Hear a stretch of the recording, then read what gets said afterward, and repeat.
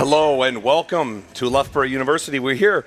It's a big, big finals day. I'm Sean Endicott. I'm here with Phoebe Schechter. This is the second of our 3 finals today.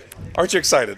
Oh my goodness, I am so excited. This is going to be my first game of the day. You have been the one that has really been holding the team together, grafting throughout. But this has been phenomenal. I've just been out with the 2 teams as they're warming up, starting to get a feel. There are some nervous energy going on from both sides, but you've got the Kings of the North versus the Kings of the South, and they're just so hyped for this moment. Yeah, in the background here, you can here we go. You have SGS coming out onto the field. Sparklers on each side of them as they sprint in. And they are a massive squad. The SGS Pride, obviously well known throughout the UK, one of the premier academies for American football. So I don't think there was much surprise to see SGS in this game, Phoebe. No, there hasn't been much of a surprise, but what's really interesting is for some of them, this is their first final, right? So we're not talking about a team that naturally has a lot of veteran leadership on it. There's a lot of young guys that are come up, and some of the guys that have come up through the FE side, and that's what you want to see. You want to see that pathway, and I think Filton have done a really nice job of building that up. I mean, 2 of their FE guys are literally youngins. They've been on their FE team for 1.5 years, and now they're out here and they're leading the way. Yeah, it's very exciting for them. And as you said, it's an interesting setup here with university teams, but then SGS, because it's not quite the same education level in terms of not only quality, I mean in terms of age groups and that sort of thing.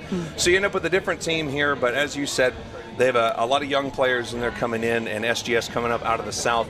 Now on the north side of things, we have the Warwick Wolves, and they've had a very solid year as well in this premiership that's very different than premierships in years past, with the formation of the National League and then a bunch of promotions and relegations happening at once. This Premier League is very different than we've seen in previous years. It is, and it's interesting to think that Warwick were a team coming into this that just wanted to not get relegated. I mean, and then they ultimately achieved this massive goal of winning the North, first time getting to a final like this. This is phenomenal for them, and I think they've really kind of outplayed themselves in some way because they never anticipated this would be their goal. And so now you see them out here, and you were talking about kind of the difference in the universities. They have people that are studying biomechanics, playing. Some of their guys have had to take time off of work and apprenticeships to be able to come and play today. It's just incredible to see all these student athletes coming together. Yeah, it's really something. And like I say, it is a Tuesday. I mean, I know it's called BUCS Bigs Wednesday, but at the end of the day, it is a Tuesday. So these people usually have lectures and all sorts of things. And a lot of time universities give you those Wednesdays off, or certain Wednesday afternoons for sports. But Tuesday, you're going to have to be missing some things. And the end result, though, is, like you said, you have around, I'd say between the 2 teams, about 100 student athletes here to compete for the day. Yeah, and it's just what you want to be able to see. We love the growth of this sport. I mean, from a university perspective, the way that these teams have truly been developing themselves over the year, the coaching staff on both sides. For Warwick, you've got a lot of GB youth, like under 19s, under 17s coaches coming together and doing a great job, and then a lot of expertise on the Filton side, with years and years of experience, some coaching out in the European Football League as well. Yeah, it's really quite something. I mean, I just love it. I mean, what a day we're having. Just for anyone who's, watching the stream, it's absolutely gorgeous in Loughborough right now. The day started out clear and sunny, but the weather's come up even warmer. The temperature's fine. There's no wind. I mean, you really couldn't draw up a better day in the middle of March for American football. No, this is absolutely perfect. I mean, people dream of having this weather to play football in. And again, the athletes are excited about it. They aren't out here in the cold and wet like might have been last year. I don't know if you remember that one, but I think we were all absolutely soaked. So now we finally get perfect football weather, and people play different. You feel good, look good, play good. It's exactly gonna be great. Right. Yeah, no, you're totally right. And in the first game today, we saw, we'll pause for the anthem.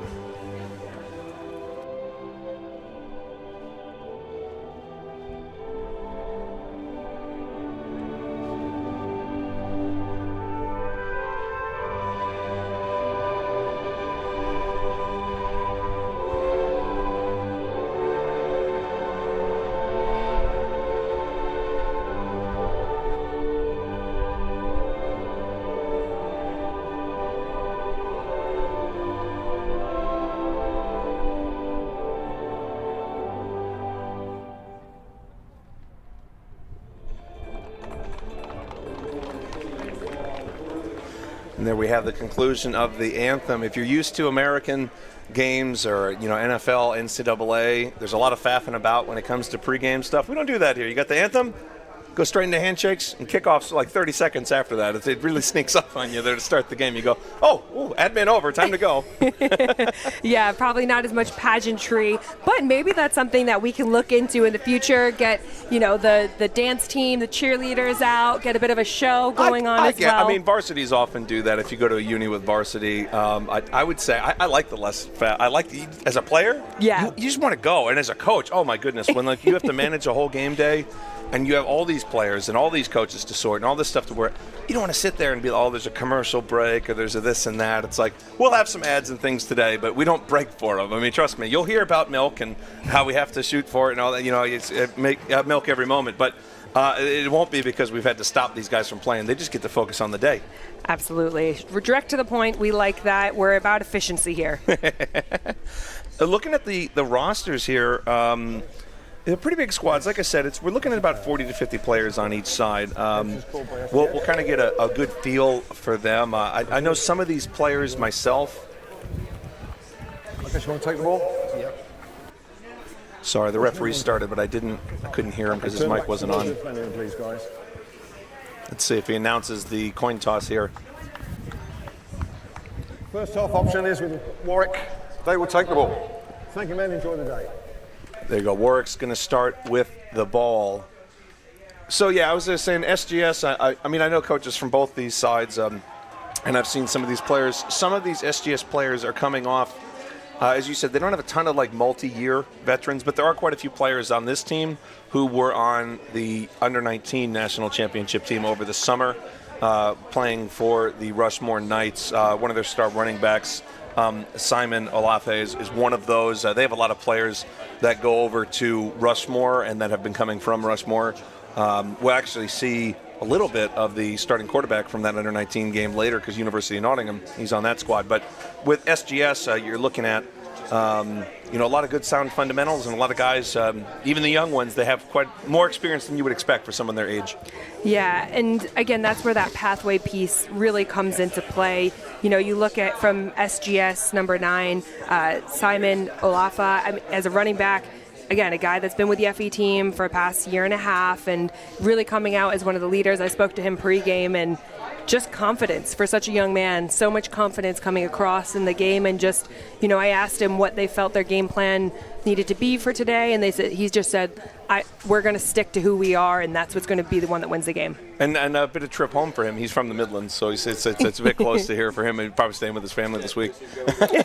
That's a nice bit. Someone cooks for you? Hopefully. I mean, I would assume. I mean, he started with, I think he played, I want to say he played for Nuneaton. I'm not sure, though. I'd have to check. In any event, that's on the SGS side. Warwick, also a short journey. Warwick's not too far from here. So, though they did have a bit of an issue. I don't know if have you talked to anyone about their transport here? No, they didn't mention that at all. Their team bus broke down 10 minutes from Loughborough. They were on the motorway. It was like a whole thing. Oh my goodness. Yeah, I have one of my players that I coach is on the Warwick side, and he said, our bus broke down. This is the middle of the first game. So after that game, I saw the messages, and they were like, obviously they got here eventually, but can you imagine the game day stress? You sit there and you go, 10 minutes from your destination, your bus breaks down. I mean, talk about what a great storyline this will be, though. Talk about resilience and, hey, we can overcome anything to be able to achieve today. So I think this is only going to reinforce the messaging coming across from these coaches from Warwick. So absolutely fantastic, and they're already lined up for kickoff. Yeah, as we get ready for kickoff, make sure to tune in on the comments and tell us where you're watching from, who you're supporting. And this kickoff from left to right, SGS, a nice high, long kick. Fielded by the Warwick Wolves. They got a lead blocker up the middle, managed to get past one tackler, and they're going to start, well, it would be around the 27, except for a small flag on the field there, Phoebe. Yeah, I mean, this special teams coach has been someone that's with under-19s. Jay Blythe, he's worked with some of these guys before. Special teams is one of the most important parts of the day, so this is going to be huge. 10 yards from the flag. Stand. So, now we have, after a penalty, we're going to go ahead and try to get underway here with some actual football instead of just a penalty. That's always the hard bit, right? You're excited, the nerves are going, you are so desperate to make a play. Sometimes you just push a little bit too hard, but we'll get this cleared up, I'm sure, within this first half. Yeah, I think with the nerves, you really settle in pretty quickly. Once live action happens, there's no time to get nervous.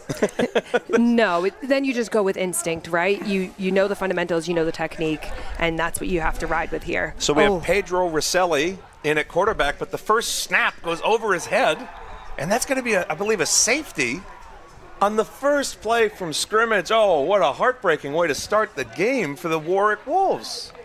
This is not really how they were looking to start it. Again, we talk about those nerves, and this is where you've got to be able to overcome those drive killers, right? You've got the holding penalty on special teams, and then you have the bobbled snap here just way too high.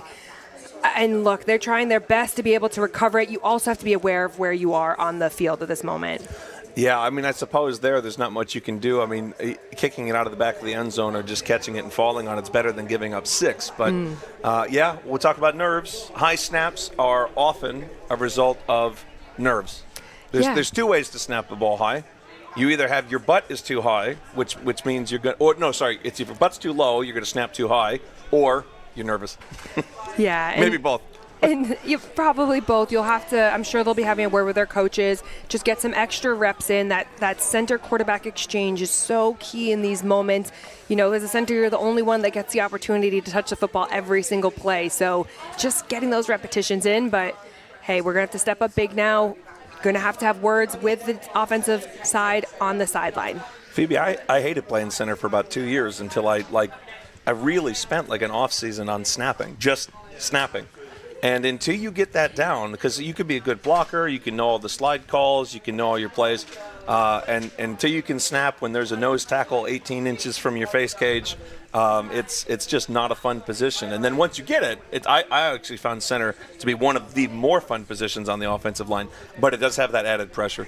It does, and that's why it's pressure makes diamonds, right? Yeah. And so for centers, it is one of the toughest positions in the game. And here is the kickoff, another high one, booming kick, and that's going to go over the head. I don't think SGS knew that the Warwick Wolves. They said, "Oh, I'm sorry, I wasn't familiar with your game." the kick returners were up pretty far, and just went over their heads. Yeah, I mean, when you're scouting a team like this, you've got to be able to almost start further back to be able to run onto the ball. You've got a much better opportunity as opposed to having it go so far over your heads. But again, this is where the scouting comes in. They're going to have these first drives. It'll be exciting to see now what they're able to put together from a nice complete drive, the first drive that we'll really have of this game. And as we go ahead and get ready, SGS lining up, single back to the right of our QB. And that's going to be a bit of a bobbled snap, and he's just going to keep it himself and turn it upfield. It's going to be a bit of a wide run, and he's managed to gain pretty good fair yardage for what looked like just a broken play. Yeah, and this is a team, they really like to use wildcat or even just having quarterback run plays. It's also a really great way to start breaking down some of the nerves, right? You want to initiate slow, get that offensive line to set the tone, get those run plays going, get the ball securely in a playmaker's hands, and they're confident with this, right? And now, exactly right, Phoebe, and now we have 2 backs in the backfield along the same side, and that's going to be a fake handoff to one, that's a lead block for another, and this is going to be a big run. Still going, breaks another tackle, trucks over someone. He doesn't get pulled down until he's almost to midfield. What a great run there from number 32, Mackenzie Ellis. Again, one of those guys who's come up from the FE team, been with the team for the past, it's been with the team for the past year and a half on the FE side, and just running your feet through the tackle, right? This is something Warwick are going to have to experience. You're going to have to meet the running back. You can't just keep your feet planted because this is such a physical team. When you play a good running back like this, the number one way to slow them down is you have to hit them before they get going. Mm-hmm. Well, now they have 3 running backs in the backfield, and that is Simon, who we talked about earlier today, and he's going to get about 5 before being dragged back by about 4 defenders. It's a nice, solid game. And nice to see Warwick starting to warm up a little bit, right? You had a few more helmets around the ball on that play. That's what they need to be able to do. we talk about it again. The nerves are going to be here. This is their first time playing in this final, and so they're really going to have to use their speed. They're not the biggest team whilst I was out there with them. Phoebe, I think Alafe was being a bit coy with you when he didn't tell you what the game plan was. It looks like they're going to be running it a lot. Just as I say that, a pass, and it's going to be a massive gain downfield. So they fake the run, they throw it deep. They just got Warwick to bite up, and then they throw it right over their heads. Really nice job by Ethan Hunt there. Someone who is known for being a smooth route runner. And look, that play action, that kind of rollout you're getting from the quarterback, they're testing the discipline of this defense early on. And a great job there by the right guard, just letting that defender fly by, pushing him by. Yeah, one of the things when you coach against an SGS program is you're focusing a lot on their fundamentals. And here we have another fake run. The QB keeps it this time. Now that is a much better tackle. That's Warwick's number 56 making a clean play. Believe that's Kazuke Kamada, and he hit him in the backfield. And that was a really nice play because you had quite a bit of misdirection. You have a sweep, you got a fake handoff, QB keep. That's really something. That's what you want to see, right? Again, plays that they've obviously been practicing a lot. They feel confident with that misdirection. They're forcing this Warwick team to feel uncomfortable, to get that little bit of discipline that they need here. Now look at this formation. Their linemen got almost no splits on this. And that's a nice run up the middle. Look at that pancake by 77. I love the physicality. Look, they're going to keep running the ball. This is where they feel confident. Warwick are going to have to do something a little bit different here. They're going to have to be the initiators. They're going to have to be the hammer. They can't just keep letting Filton push them back. Yeah, and I think they're going to have to start crowding the box and have their DBs be a little more trusted to make plays, because you just are not going to stop a run game where the O-line are starting within a foot of each other and they can just drive forward like that. Absolutely, and using these kind of tighter formations. Great job by the outside containing there. Yeah, you just got to start getting to your keys.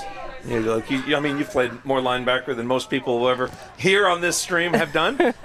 Sometimes you just got to force them back in, yeah? You do, and that's the hardest thing, right? And that's why the misdirection is so hard, because you're playing with eye discipline. But as someone who's got to be some form of contained player, whether you're talking about your scheme being either that D end or the outside linebacker, you've got to be able to fly down and trust your instincts, trust your team around you, and just really contain and seal on the edge. Look at this formation, Phoebe. They start with 4 in the backfield.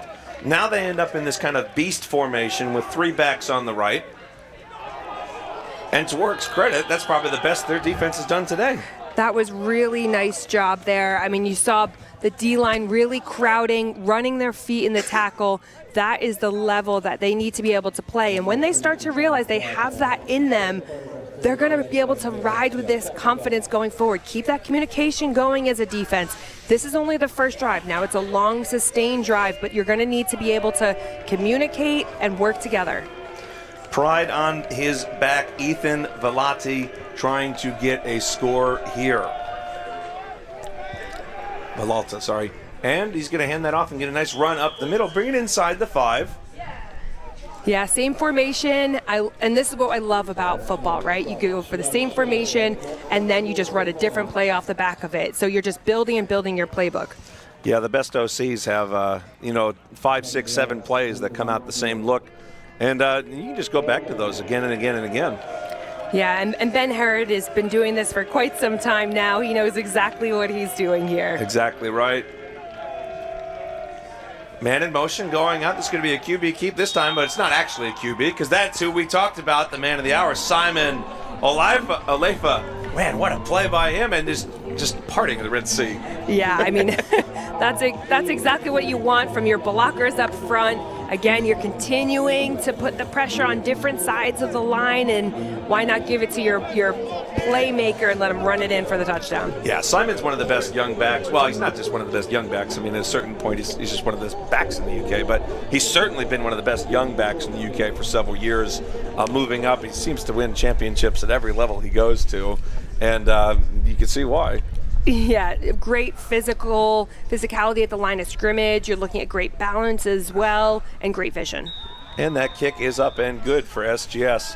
he's got great balance, too. I love watching Simon run. His change of direction in the open field's really something. As we watch this replay, he's got some blockers. He's got 2 pullers on the backside and really just untouched. I mean, we talk about his power, but he didn't need any of it there. No. You save that in the tank. No, but I mean, this is where, for the Wolves right now, they're just getting out-gapped. They've got to be able to match numbers to numbers ultimately, and some of that is going to have to be just trusting, shooting those gaps, not being afraid. Don't wait for the ball carrier to come to you. You've got to be able to initiate and push through into the backfield like that. I actually think there's a chance that Warwick is outthinking themselves a little bit. I mean, look, SGS, they came out, they put lots of guys in the box. You have to match those numbers. If they beat you over the top because they put 9 guys in the box and then they throw a pass, well, that's going to happen. But if you don't match numbers, you might as well not show up. And I hear what you're saying. I think the biggest thing is that SGS is literally just a much bigger physicality-wise size team. So you're going against guys that just literally don't have the size to be able to match. So what do you have? You've got speed, you've got intelligence, and you've got to rely on those attributes ultimately. Well, it's only one drive, so we'll have to see if they can rely on what you're talking about. As you said, you got to build on your strength. And here are the Wolves, and they get a return. He's coming towards the middle. I assume, they got to design a bunch of blocks that way, but SGS burst through that, and they're going to be about the 20, the Wolves offense. That was a nice job by the left side of the line, running down and just continuing. We talk about contain. That's such a big part within this game, containing that returner so that he ended up being funneled back into the rest of the tacklers downfield. I mean, this is what this game's going to come down to, right? It's all about fundamentals and who's going to have the most discipline throughout the game. Yeah, lane discipline is huge on that, and that's a great example, and then obviously all the other facets as well. Look at that nice clean prep game ball, Phoebe. Look at it. Oh, with the bat. No, that's actually, I don't think you're allowed to pick it up like that. But you know what? Still photogenic. Here we go. Man in motion. That's another high snap, so that's 2 in a row. Well, at least this time it's not a safety. Yeah, I think there's probably some merit to being able to go under center at this rate just to get the confidence back with the center. As a center, someone who's been there before, you get that bobbled snap on the first drive. Now all you're thinking about is don't snap too high, do this, and then you get into the moment again and it just happens again, and now you start to get in your own head. So find ways to build the confidence of this young man. Yeah, and that's assuming, of course, that they have an under center snap. That's not a core part of offenses sometimes anymore. Now we saw in the first game today, Brunel switched to under center, not because of any issues, it was just part of the game plan. But here they have under center, so it's a bit of a QB. No, it's like a little handoff on the inside. Well, there you go. A little bit of fight from the Wolves. Positive yards, right? You've got to be able to break it down. How many bites does it take to eat an elephant? Just one bite at a time. And so just build the confidence. Understand that this drive is about doing that for this team. Get their nerves out. Go to their plays that they feel comfortable in. Do you have a lot of experience eating elephants, Phoebe? I have a lot of experience eating in general. Well, that's true. All right, here we go. Another one. And that's a very similar play. It looks like a little bit of a misdirection. We might have ourselves some what one of my best friends calls primordial football. Ooh. You get that old school single wing, double wing, under center misdirection kind of stuff. That might be what Warwick has to go to for a while. I mean, there's nothing wrong with that if that's going to help him out in these moments. I mean, this is also a team that are not afraid of running wedge as well, so perhaps we will see that show up on this drive too. On this particular play, I'd suggest the opposite of wedge, which is a punt. Yes. It could not get further from wedge. But I do think they might have to. They saw more success doing that than anything else. Yeah, and that's what you've got to be able to go back to. A little bit of a high punt, high snap. And this ball looks like it's going to get a friendly bounce for Warwick. SGS going to not have a great chance to field that, and then Warwick downs it. So a little bit of semblance. I mean, yeah, you're down 9-0, but you move the ball a little bit, and you had a good clean punt off. Maybe those nerves are calming down a little. Yeah, and look, complementary football, right? Special teams hasn't been terrific so far. Offense, we've got to be able to get get the ball rolling, essentially. Now, defense, this is a great challenge. This is a great opportunity for us. And if you see the defense being able to step up against this great side in Filton, I think this could truly change the momentum for this Warwick side, and they can build on their confidence. They need to be able to do that. SGS now with everyone in the box. I think it's literally all 11 players. They get a handoff up the middle, found one good stutter step, and that's a much better tackle. Warwick starting to make a couple plays. Yeah, it's still a gain, but it's still a solid tackle by the knees. Yeah, really nice tackle, and also got to give a shout out to the tight end, Adrian. I'm so sorry if I'm going to pronounce this wrong. I'm so sorry, but really nice tackle by Adrian there. That's what you want to be able to see, right? Get those few little moments, and they're going to need that throughout this drive. Two fullbacks and a running back all on the same side, and that's going to be a counter the other way. Now Simon outran his blocks a little bit on that one. Yeah, I think it's hard when you're a running back, right? You're so excited, and you just need to be able to have that little bit of patience. Interestingly enough, for the linemen there, they both took counter steps as well, which just slowed them down a little bit too much when your running back is also taking the same step. Yeah, you wonder if he had to either take their counter steps out, just get on the same page chemistry-wise. They'll probably clean it up because they're in the same formation again. That time, no counter steps, and they got the lead blocks, and he cuts it back. Different running back this time, and a really good tackle by Warwick. Great job there by number 56, Kosuke Kamada. That's the tone, right? That's what we've been talking about, where you need to be able to set that message and let them know. I think we're getting a false start call, though. That's interesting. Maybe it was one of the linemen moving a bit early. We'll have to see. Perhaps. If it was a false start, why'd they let the play go? Agreed. Illegal formation, sure, go nuts. I'm not entirely quite sure Yeah, I'm what not happened sure. We there. haven't heard the mic from a ref, so. All right, no flags or anything apparently. Well, it's just 4th and 6, so this will be the first punt, if they do punt it, that is. And that's going to be a bad snap, and it looks like he gets it off, and it's going to get back to about the line of scrimmage. Okay, then. Yeah, well, that's not what you want to if you're SGS. Also, you got to be careful there. If you actually have a punt land behind the line of scrimmage, you got to make sure you know what the rules are there. But in that case, we're out of bounds. Yeah, and again, interesting special teams in these moments, playing really big keys on field position. This is a huge win right now for Warwick to be able to be in great field position and come out with a bit of oomph behind them. And we'll have to see Warwick. This is by far, like as you already said, the best field position of the day. 3 receivers along the bottom of the screen. SGS looking to bring pressure. Slightly cleaner snap, but then is still a tackle for a loss. That's a big hit by Caleb Eram for SGS.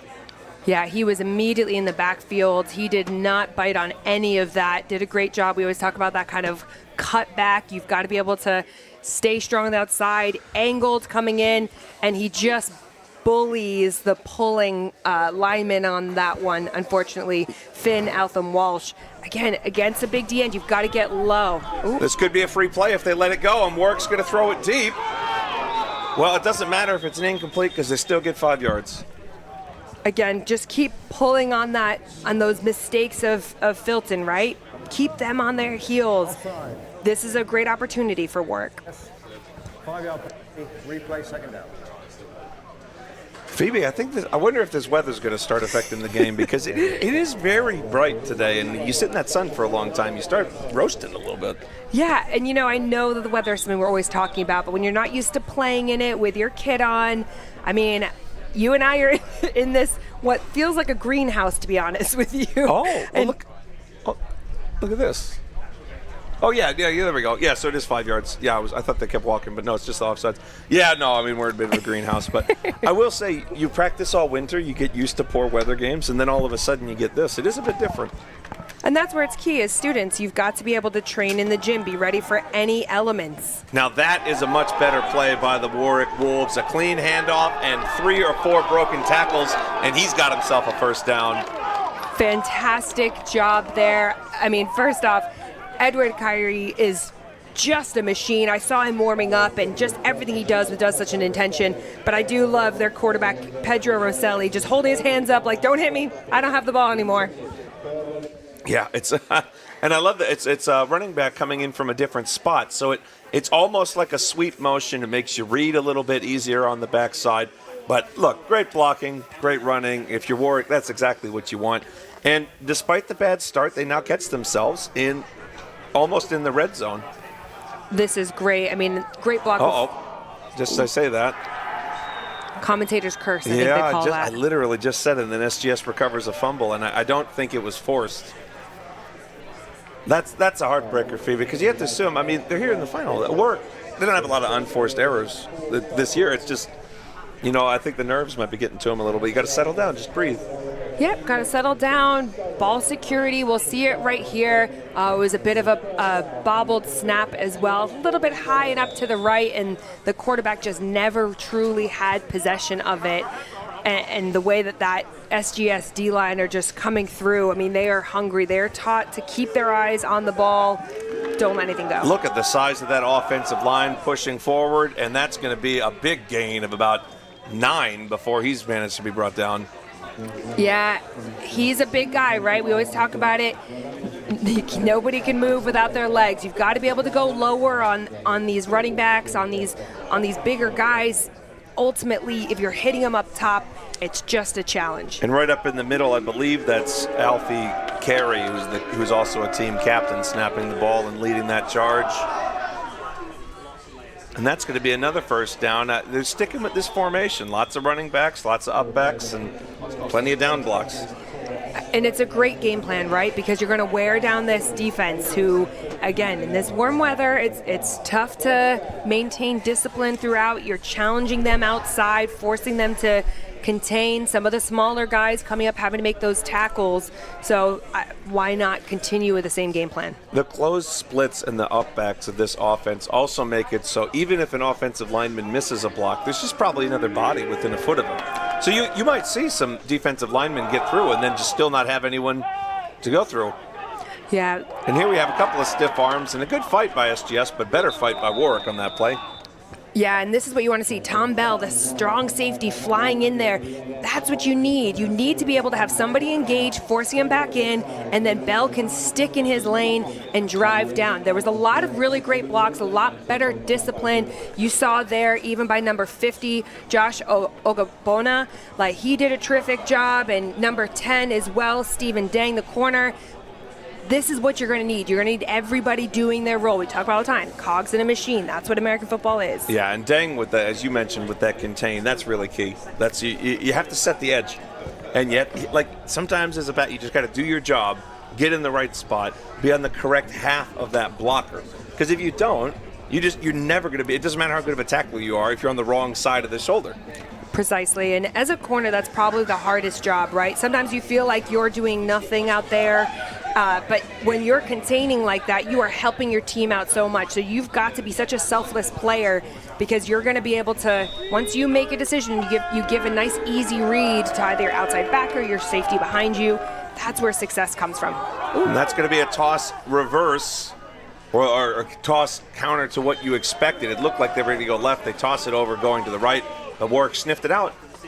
Again, nice job there by the outside linebacker, Kamada, doing a really nice job, not biting on the cheese, we like to call that. You've got to be able to get outside, track it down like that. I saw both teams doing the kind of rabbit drill pregame. One of the most key things you can do, just training your eyes and really getting yourself initiated for a game.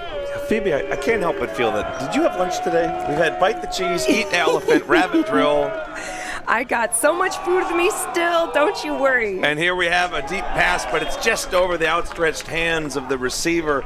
Could not quite haul it in. It's a guy had time in the pocket, though. He did. Stephen Dang, the quarterback there, right on top of the receiver in that situation, trying to get a hand in and break it up. That's more of the fundamentals you want to see. I think their DC will be quite happy with that. The quarterback didn't look like he was really able to step into that throw, though, which might have just let that ball be a little bit too high. Yeah, I think Oscarson's he probably wants that one back because he definitely had a receiver open. We got a little bit of a delay here. I think there might have been a timeout. Good opportunity to just reorganize themselves. Fourth down in this situation. Yeah, fourth and 8, yeah. Yeah, I mean, look, if you're Warwick, you've had what most would consider a a nightmare start to the game. You have a safety on the first play. You give up a score. But at the end of the day, you're starting to gather this back in, and it's still within 10 points, and you're only at the start of the second. So if you can make one or two plays, you can make that game competitive. We saw that in the first game today when Brunel went out on top. Then Northumbria managed to sneak in a score before the half on a big play. And all of a sudden, it's a 4-point game at the half. You don't need to do that much to make this game competitive. No, and you never know in these situations. I mean, this is a great opportunity, 4th and 8. And there's a little pooch punt. That's gaining quite a bit of popularity in Brit ball these days, Phoebe. It's you keep in your extra running backs like a shield. Oh, that's going to be down at about the inch mark. Man, they're going to have to bring out a measuring tape to make sure they get that within how short it is. I mean, he looked at his heels, made sure he was in the right spot, and then held the ball. What a play. That was really, really well done there by the punt team. You're thinking they're probably going to go for it in terms of being able to punt, but they leave a little bit of ambiguity because you're 4th and 8. They've been a team that's been able to average at least 5 to 6 yards every play. You never know. I think that pooch punt, just going back to that, it's really gained a lot of traction. Northumbria only pooch punted today. We just saw SGS do it. If you already have a formation with 3 shield or running back type players and then someone back deep, it's not really that different. No, not at all. And here we have Warwick. Now, they seem to have pushed this pile forward a little bit. When they do this under center stuff, they're clearly setting up the concept of a QB sweep to come in later. So at some point, they're going to have to do that. Yeah, they are. And on that one, we saw number 6 carrying the ball, Tom Bell. So they'll bring him in off of defense and put him in that position. Again, one of the more veteran players, really being able to step up in those big moments, and especially when you've got somebody with that level of knowledge. They talk so much about it in terms of these are really intelligent players, and that's one of their key attributes. Now, SGS looks like they've pinned back their ears, and that's going to be a quick pass. Well, that's a clean hit. I mean, the defender, he can't know that it's going to be a drop, so he's going to hit someone. Yeah, I think he's just a little bit shaken up there. Number 17, Kofi Okuoku, one of the captains for this team. It's part of the game, right? You go against someone physical like this, they are flying down to be able to hit you. Yeah, and you can see that's just such a high pass that it really puts your receiver in a vulnerable spot. He's lucky to not have gotten hurt worse. Just, again, the defender has to assume the guy's going to catch it. Here's another quick pass for the Wolves. Now that's a nice completion. And he's going to fall forward. He might get the first. Yeah, I think he has. That's a nice first down. Yeah, really nice play. Again, just a little screen pass outside. Nice connection between the quarterback and receiver there, number 5. This is something that is just building confidence, right? For a quarterback, get the ball in your hands and release it quite quickly, and ultimately just use the athleticism of your athlete out wide. And here we have another stuff by SGS. That run's not working too well. I think you're having to just initiate the physicality on the line, right? Again, when you're a smaller side, you've got to work with your leverage. You've got to be the ones that are moving people off the ball. And so I think if they could just be a little bit quicker, a little bit lower in their stances and really be the initiators here, they could open things up for this running game.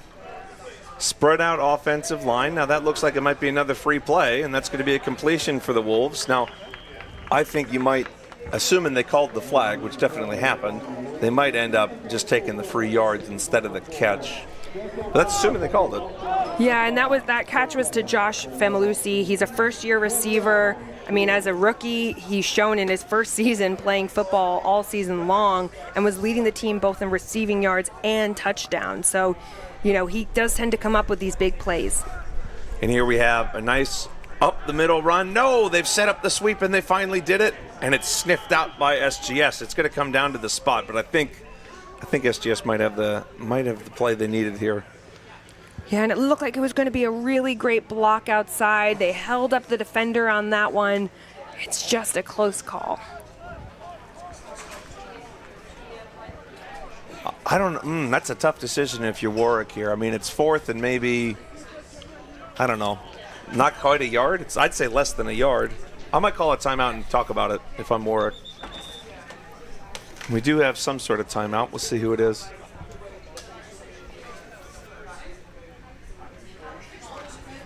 I believe that was a timeout called by Warwick, which makes sense if assuming it was them. You want to talk. I mean, you want to get momentum back. If you only need a yard, you say, do we have a play? Timeout Warwick. 8:33 left in quarter number 2. Do we have a play that we've practiced all week that we know can get us 1 yard? Because you need that. You have that on the play sheet. We have the goal line situation. Do they feel confident? Yeah, and it'll be interesting to see what they end up coming out with, because so far their running plays, a lot of them have been under center, trying to create a little bit of misdirection, but you're right, they've got to be able to be confident in this moment. This is a huge 4th down for them, especially being so young into this game. They're going to want to be desperate to get points in the game. As much as we've seen this under center stuff, I don't think we've just seen a straight up wedge. There we go. Well, going to push it forward, and he's going to keep going, and they haven't brought him down yet. And he's gotten that's a pretty long wedge. That's about 10 yards on a wedge up the middle.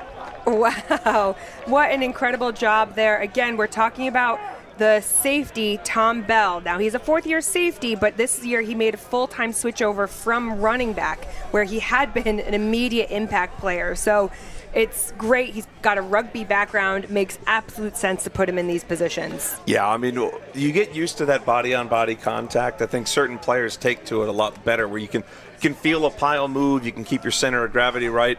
Now they hear, though, back in the spread, little jet read look. And that's going to be a gain of about 3 or 4. It was nice patience from the running back, and then a little bit of burst on the other side.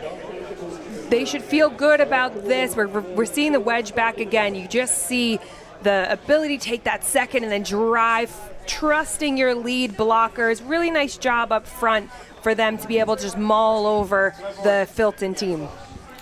Yeah, we'll have to see. It looks like here, they look like they were going to go under center, but it's just a heavy tight end look.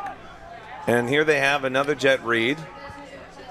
Going to try to get, no, he's going to end up getting no gain or maybe even a loss of 1. Yeah, it was a nice little toss play to him. There just needs a little bit of physicality. Drop your shoulder. Yes, you want to protect the football. You've got to keep that locked in, but 2 hands over it, drop your shoulder, run your feet through. Again, that's where that difference comes in terms of size and physicality. When you hit some of these Filton players, there are some bigger boys out there, so you've got to be able to match that or utilize your speed to get around outside. SGS with 4 men down. Quarterback rolls out to his right, looking downfield. And that's going to be, oh no, it's going to come down to the ruling. I think the refs are going to say he caught it and then dropped it. I think they might have to have a discussion on this one. Yeah, I think they do have to have that discussion. I mean, I love the ability of the defense there of number 15, Ashton McCauley. Incomplete pass. Incomplete. Nice little flood concept that they had. Really gives easy reads for the quarterback here. Yeah, he's probably just looking at a high-low concept. You're most likely being set up to read 1 defender. And obviously he hit the receiver right in the hands. It's just you got to sometimes catch, secure, turn. And at game speed, that's a heck of a lot easier said than done. You're so right on that. And here we are punting the ball away again. Well, that's a low snap. Oh, it's going to be bobbled. He's got to get it off. He's got a forward bounce, so he might gain a yard or 2. But, yeah, no, that was a risky way to catch that. He didn't need to do that, but okay. No, he seemed to get a little bit lost in the moment there. But they've got the ball, secured it, and now it's time for the defense. Yeah, so here's this. As we said, you look at number 18. He's making a high-low read. Well, he's got leverage on the person there. And then he actually had 2 different choices. He could have chose 14. And just that's a really good job by the SGS defender because he hit the ball with some of his size. I don't know if it was his shoulder or his elbow, maybe his forearm, but he hit the ball with some bulk and knocked that out. Yeah, Joe McGovern did a nice job of being able to fly down in that situation.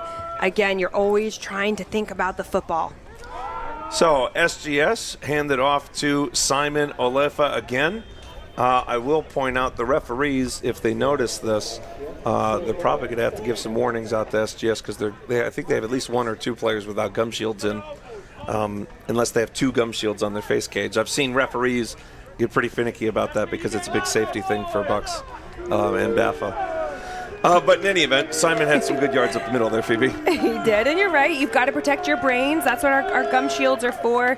Some of them are trying to be like the NFL guys. And oh, look at the hook and ladder. But, he gets stamped by number 50 by Warwick. That's quite the tackle. Quite the tackle indeed. I mean, on that play it was Josh Ogbonna. He's a second-year linebacker, currently club captain and incoming president. I mean, he led the team in tackles as a rookie last year. Well, if you let him in tackles like that, that's a long day for your opponent. That's pretty dang physical. Absolutely. But again, way to just stay disciplined in that moment.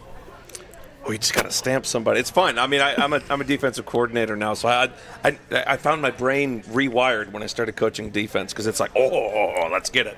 Though I think the refs might have a different idea. Foul. Hands still faced. Number 70, SGS. Oh, okay. 15 yards from previous spot.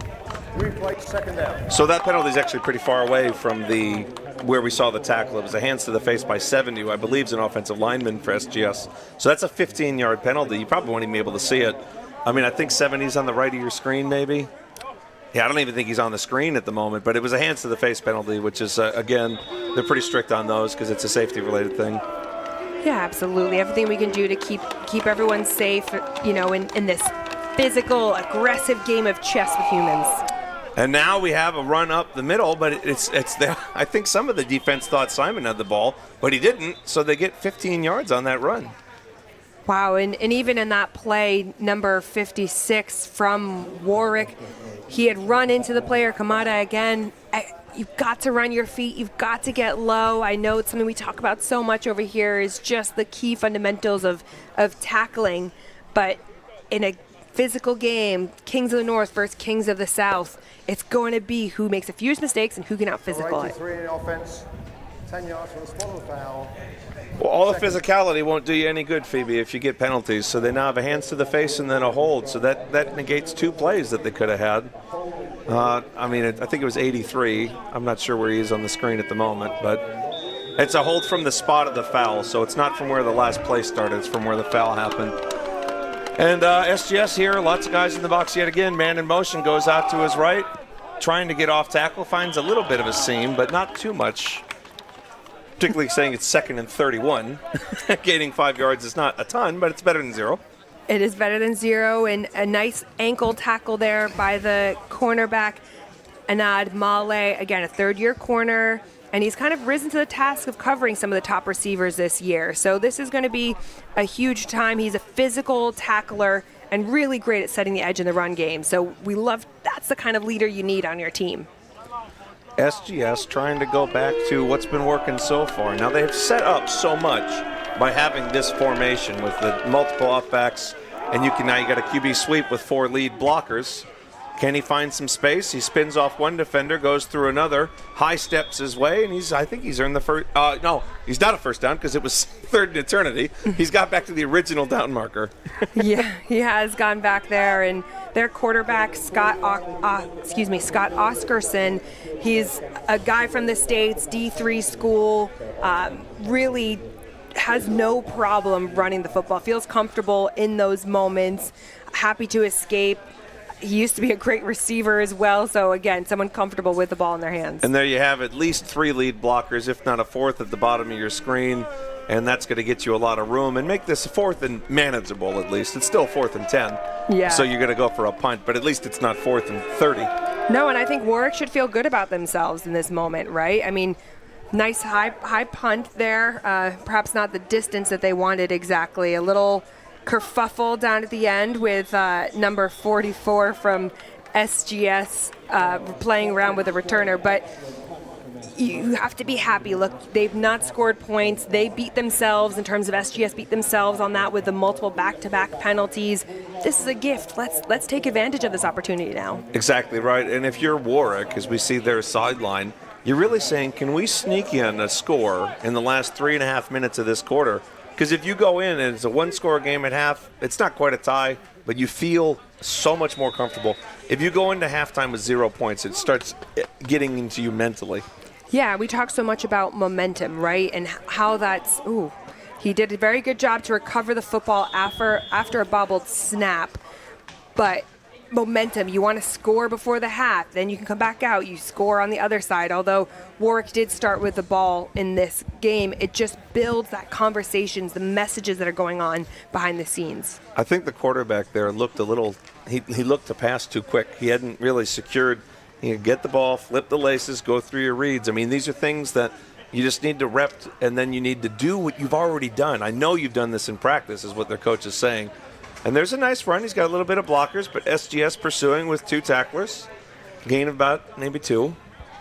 Yeah, a little slow to get up there by Kyrie. I mean, he's a third-year running back for them. Started off with the London Blitz, and also someone who comes up through the GB Under-19 system as a linebacker, but actually switched over to running back his first year and really has never looked back. You can see that by his physicality. And that's where you love to have the GB coaches amongst these programs, whether you're looking at Warwick or Filton, because you build that pathway, you've got that crossover, and it's incredible because they just get great coaching all the time. Exactly right. And here we have a QB. Looks like a sweep, but it's actually a rollout pass, and he has a man. Oh, that's a heartbreaker for him. He was wide open. It would have been a first down, and he just dropped it. Hit him in both hands. Yeah, that's Ollie Hildred, second-year receiver. You know, he did see limited snaps last season, so this is ultimately his first full kind of in-depth season like that. He has stepped up as a starter this year, though. I mean, he had a huge touchdown in the semifinals to help them to get here, but it's all about the moments, right? And like you said before, catch and then run. Yeah, they're getting a little ahead of themselves. They're getting before their feet. Here's a snap, cleanly caught, and that's going to be off the side of his foot. If that made it to the 20, he's lucky. I think that's about a 10-yard punt at most. And he had time on that one, and I think he'll be frustrated with himself on that, want to get back out there and really do a great job and kind of correct himself going forwards. And field position plays a big role here, right? So this is going to be a big opportunity. I wouldn't be surprised if we see Filton take some shots now. Yeah, they've done this run, but it's not like they can't pass. They just, if you have people that you're confident can run, you do that a lot. But they have a very good quarterback and great receivers as well. And so I agree with you. I wouldn't be surprised to see at least 1 or 2 passes in these last couple of minutes. 2-minute warning coming up after this play, though, so you kind of get a free run without having to use a timeout. So H-back, outside receiver in motion, fakes the handoff, looking downfield. He's got an hour in the pocket, but he's going to decide to scramble instead. And there's a quarterback trucking over a defender for you. I mean, I love to see the physicality. I don't know if all the quarterback coaches out there want to necessarily see the shoulder dropping like that, but it looks like there was some sort of miscommunication. You had 2 of the receivers running the same route. You should have had one that looked like it should have been a corner or a post, something to take it deeper, and that would have been wide open, to be honest with you. So missed opportunity. What I love about these games is you walk away, no matter if you win or lose, with so much learning, so much that you can look forward to in terms of teaching and how we can get better. Yes, we've won Kings of the North and Kings of the South, but look at where we need to get to. Exactly right. I mean, both these teams are looking to get into the next league. Now, what we have the referees talking about a penalty, because I think there's a do you want to decline it discussion going on right now. Sorry about that, folks, if you could hear that, if it was just in our headset. Yeah, we have no ears left anymore, but it's exactly. Totally fine, guys. Sorry, Phoebe and I won't be able to hear each other the rest of the day. We just had a bunch of static come in, sorry. So, yeah, it looks like a big discussion with the Warwick coach, so that suggests it's on SGS, and it seems that they've taken the penalty. 2 fouls on the play. Holding. Number 78, SGS. Subsequently, a dead ball and sportsmanlike conduct against SGS. Both of those penalties are being enforced for a total of 25 yards. That's number 78's first unsportsmanlike conduct foul. So Phoebe, that is the 2-minute warning. Sorry. 2 minutes left in half. As the official announced the 2-minute warning, this is massive because one was during the play and one was after. Both get enforced, and look at this change in field position now.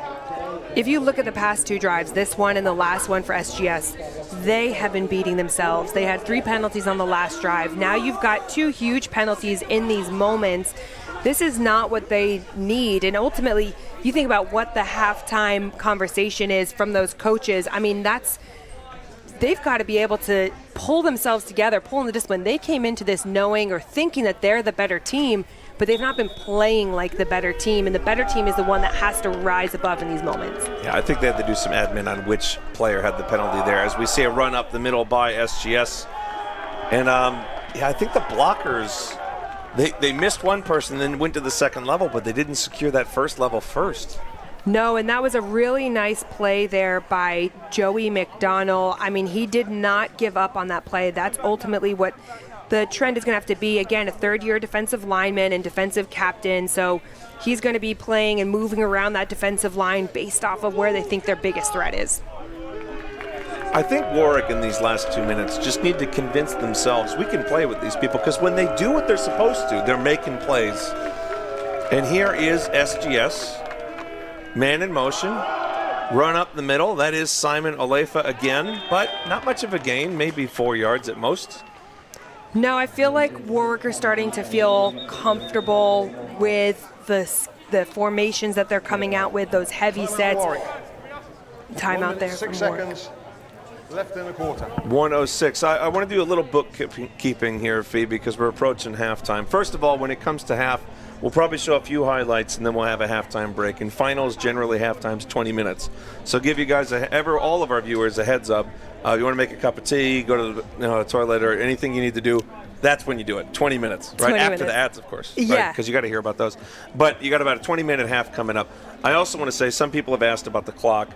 We don't have like a wireless clock, so we have a clock operator who starts and stops the clock of what they think is the correct timings, but then whenever the referees announce a clock, you'll see it jump 4 or 5 seconds. So that's what we're dealing with, because I saw a few people asking about clocks and things like that.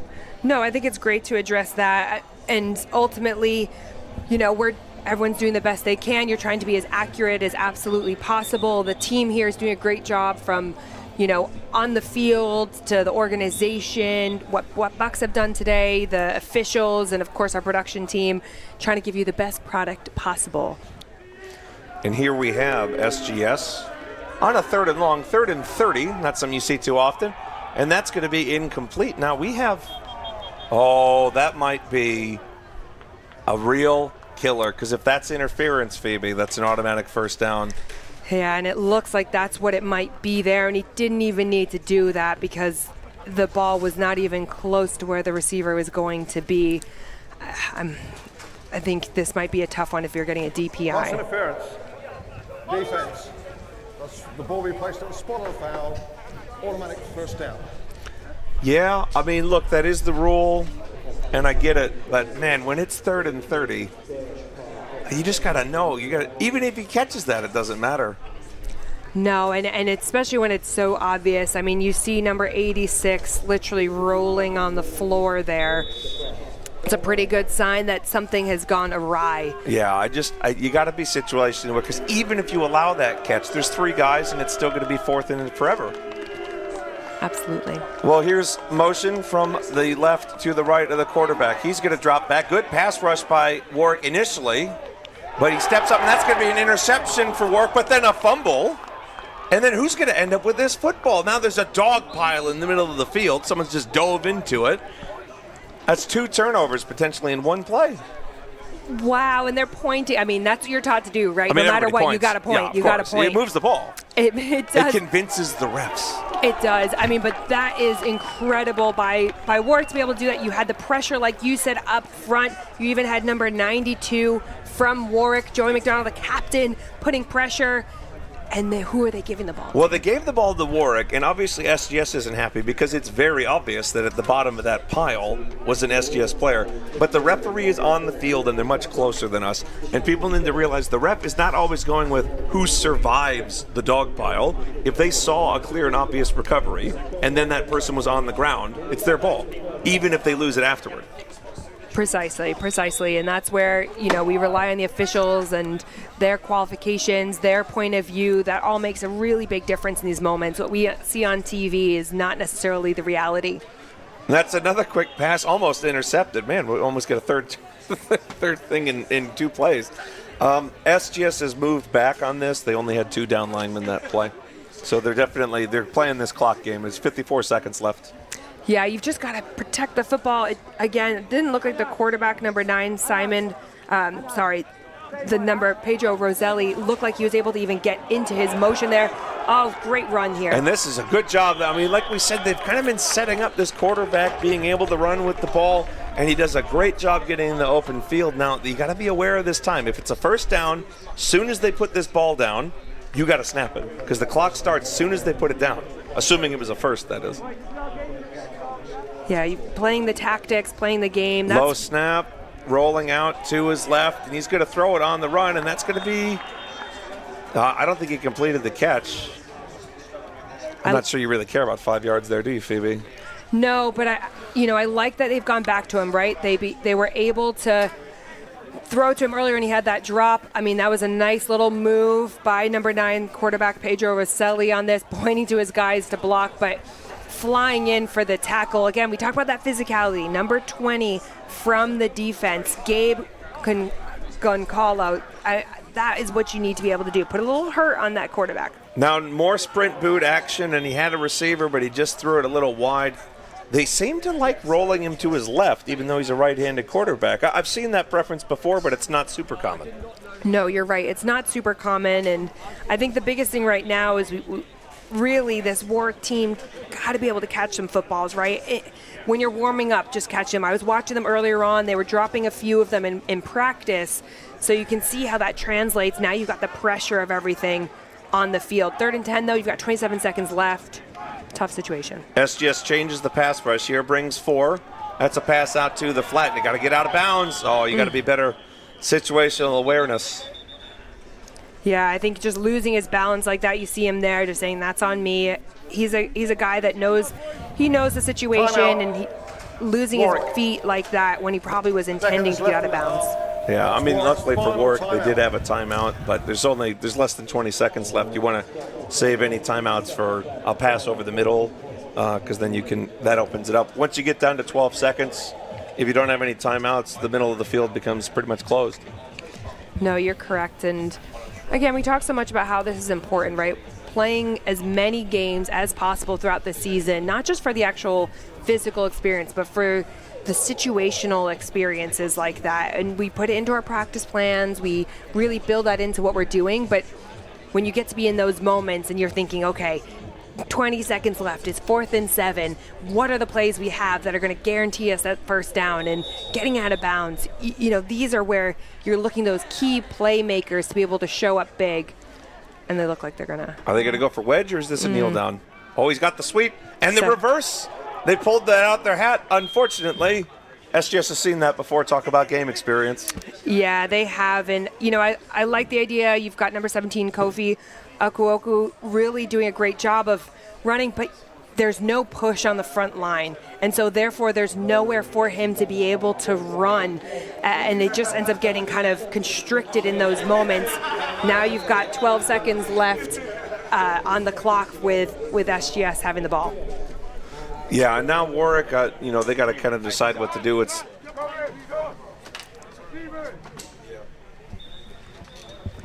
SGS is definitely. Yeah, they got. I'm curious to see what they do. Do you think they kneel it here? Or do you think they throw it deep? I think they're going to throw it deep. Look, you've got Trips bunch out wide. I think they're going to throw it deep here. I could also do a screen pass with that many blockers. No, you were right, Phoebe. They're going to go deep, and he's got a cannon, so let's see it. Hey, oh no! Talk about have to catch it when it hits you, Phoebe. That's both hands and his forearms, and he's dropped it. Oh, tight end Ted Carter. He's going to want that back. They saw that earlier where they had it open in the middle of the field like that, and oh my goodness. Yeah, he's at least you take a shot, you give an opportunity. 2nd down now, 7 seconds left on the clock. I kind of like it. I like it. I'm going to go right back to it. What do you think? They might call the literal same play.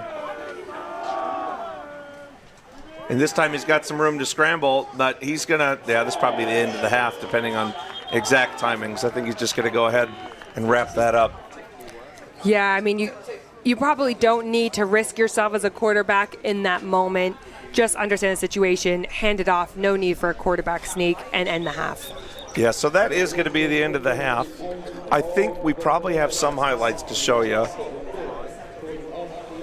Yeah, so this is recap here. So the first play from scrimmage, Warwick had a snap over the head of the quarterback, and that ended up in a safety. And then Phoebe going over here with SGS. Yeah, and you saw the running play that they were able to get. Number 9, I mean, he's been a star of the show today, Simon Olaifa. He's done a great job. And then you've got moments like this, right? The turnovers. You have opportunities, missed opportunities, great tackling coming in, being physical. This ending up in an interception as well by Warwick. It's been back and forth throughout the day. Yeah, it's interesting. I mean, I think obviously SGS is out on top. They're up 9-0, but Warwick shot themselves in the foot, and it took them about a quarter to settle in. And then on the scoreboard, it's been even since then. And yeah, I mean, there's been some yards gained back and forth, but Warwick has dramatically improved throughout this game. And SGS, I think they have more in the tank. And the good thing from SGS is they have that experience. They can go back to it and say, look, this is what worked. Now it's time for the counterpunch. I think you'll start seeing some more passes. Warwick, I think that they feel good trending into it. They just would have liked to see some points on the board. Yeah, and they had those opportunities, right? We talked about field position so much. They were really able to be in a great position, but the defense stepped up for me, which was probably one of the biggest things, holding SGS to no points after the first couple drives. I think that second quarter was great for them, and really should be something they should be able to carry into the half and use that to hang their hats on. Exactly right, yeah, setting the tone there. Well, folks, we have about a 20-minute half, so go get yourself something to drink, come back here. But first, I believe we have a word from some of our sponsors. Football America UK, your ultimate destination for all things American football. Visit our Midlands-based showroom to try on and get fitted for the latest gear. Or shop online for a huge range of equipment, NFL merchandise, and personalized teamwear stores. Plus, with Klarna, ClearPay, and PayPal Pay in 3, getting the gear you need has never been easier. Get game ready with Football America UK, in-store or online at footballamerica.co.uk. Glasses of milk for everyone all around afterwards, I think, and you should be milking every moment, and that's what we're going to introduce. Milk Every Moment, a new campaign to help students understand the benefit of milk on their sporting performance. An affordable, natural, versatile and widely available choice after exercise. Milk provides a whole host of nutrients, vitamins and minerals to help fuel your workouts. A great option if you are on a budget. What's your favourite recipe to make using milk? Mac and cheese. I can go with strawberry milk. Pancakes. Yeah. Nice. With that in mind, let's talk about milk, and BUCS being proud to promote the Milk Every Moment campaign. Milk provides high quality protein which helps support muscle growth and repair, and B vitamins to assist with energy release. A glass of milk is great for refueling and repairing those tired muscles after a physical match.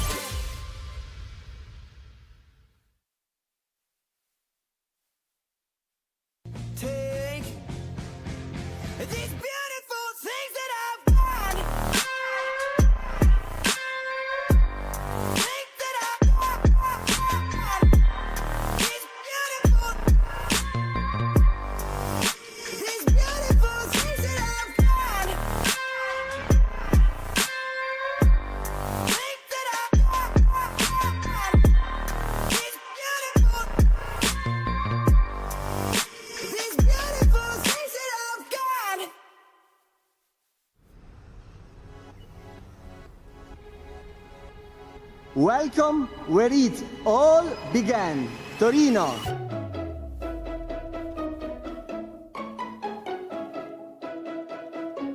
The United Kingdom will be looking to add to their total of 16 Winter Games medals. Led out by Ethan Clark, biathletes, Robin Monroe.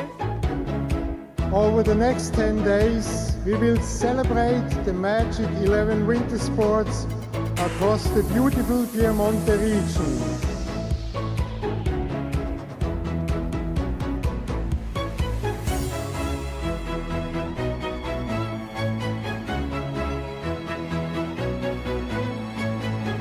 I declare the FISU World University Games Turin 2025 officially open.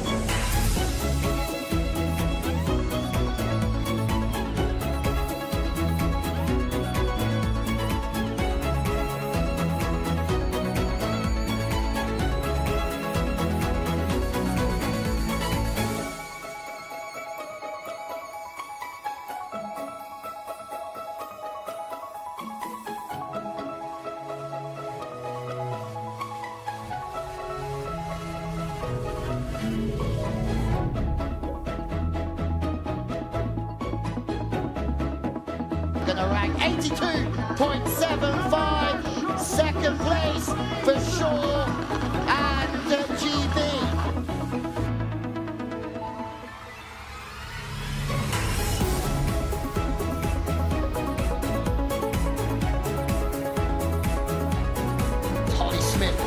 From Great Britain into second place, 78.25.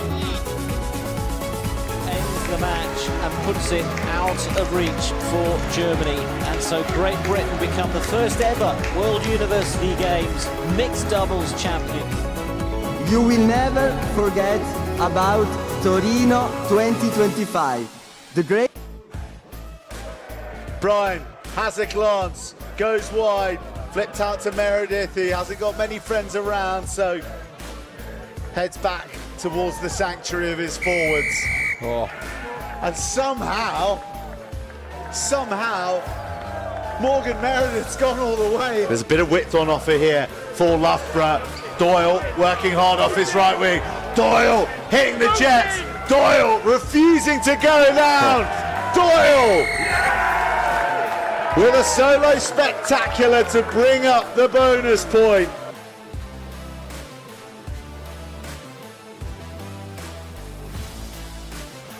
Meredith the mercurial. What can't this kid do? Having a pretty good half, Morgan. Seems to be finding all the right spaces and getting hands on the ball at the right time.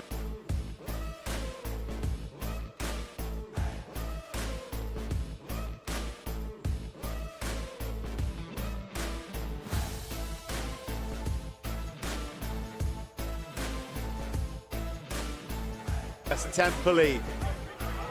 Gawley. Shifting through the gears. Gawley. Won't have a Swansea fingerprint upon him. And a half century is brought up to the nailed-on league champions.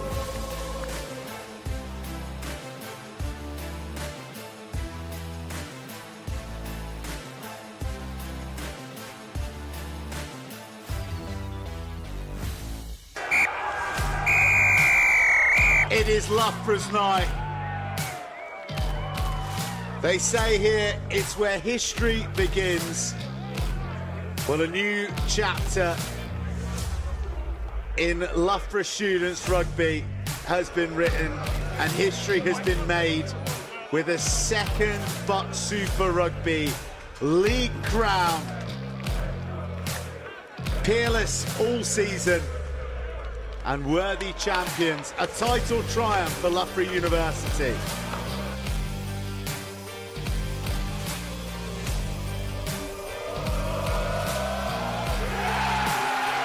Loughborough are BUCS Super Rugby League champions once again. And this time, they seal the deal on home turf in emphatic fashion against Swansea. Responded without a shadow of a doubt and an exclamation mark, and seems to savour for that group of young men who've achieved something that very, very few teams have done in the BUCS Super Rugby era.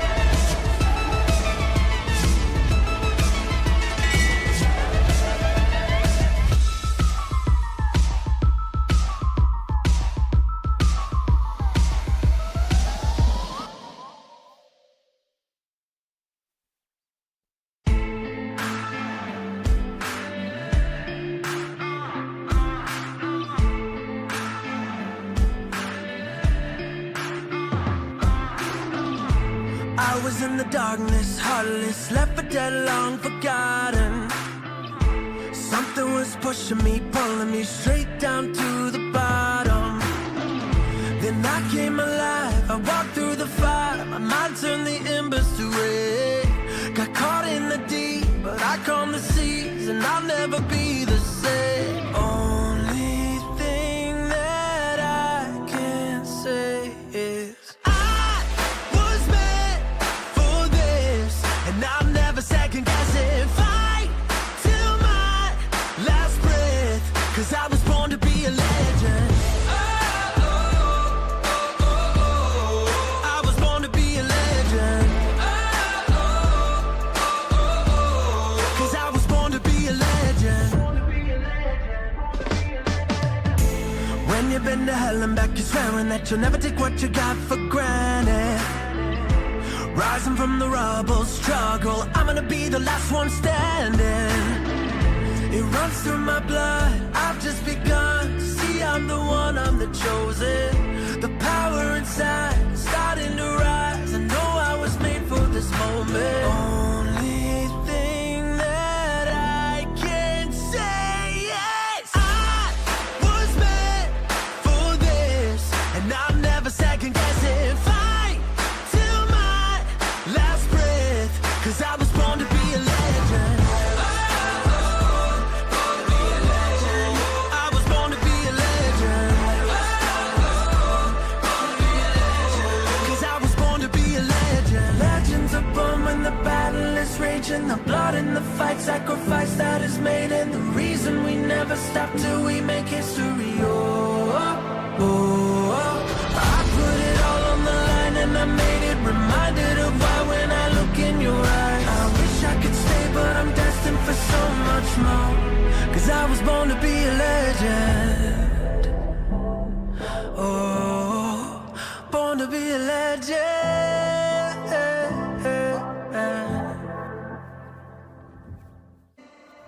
I am the dark horse rising, outsider with a rebel yell.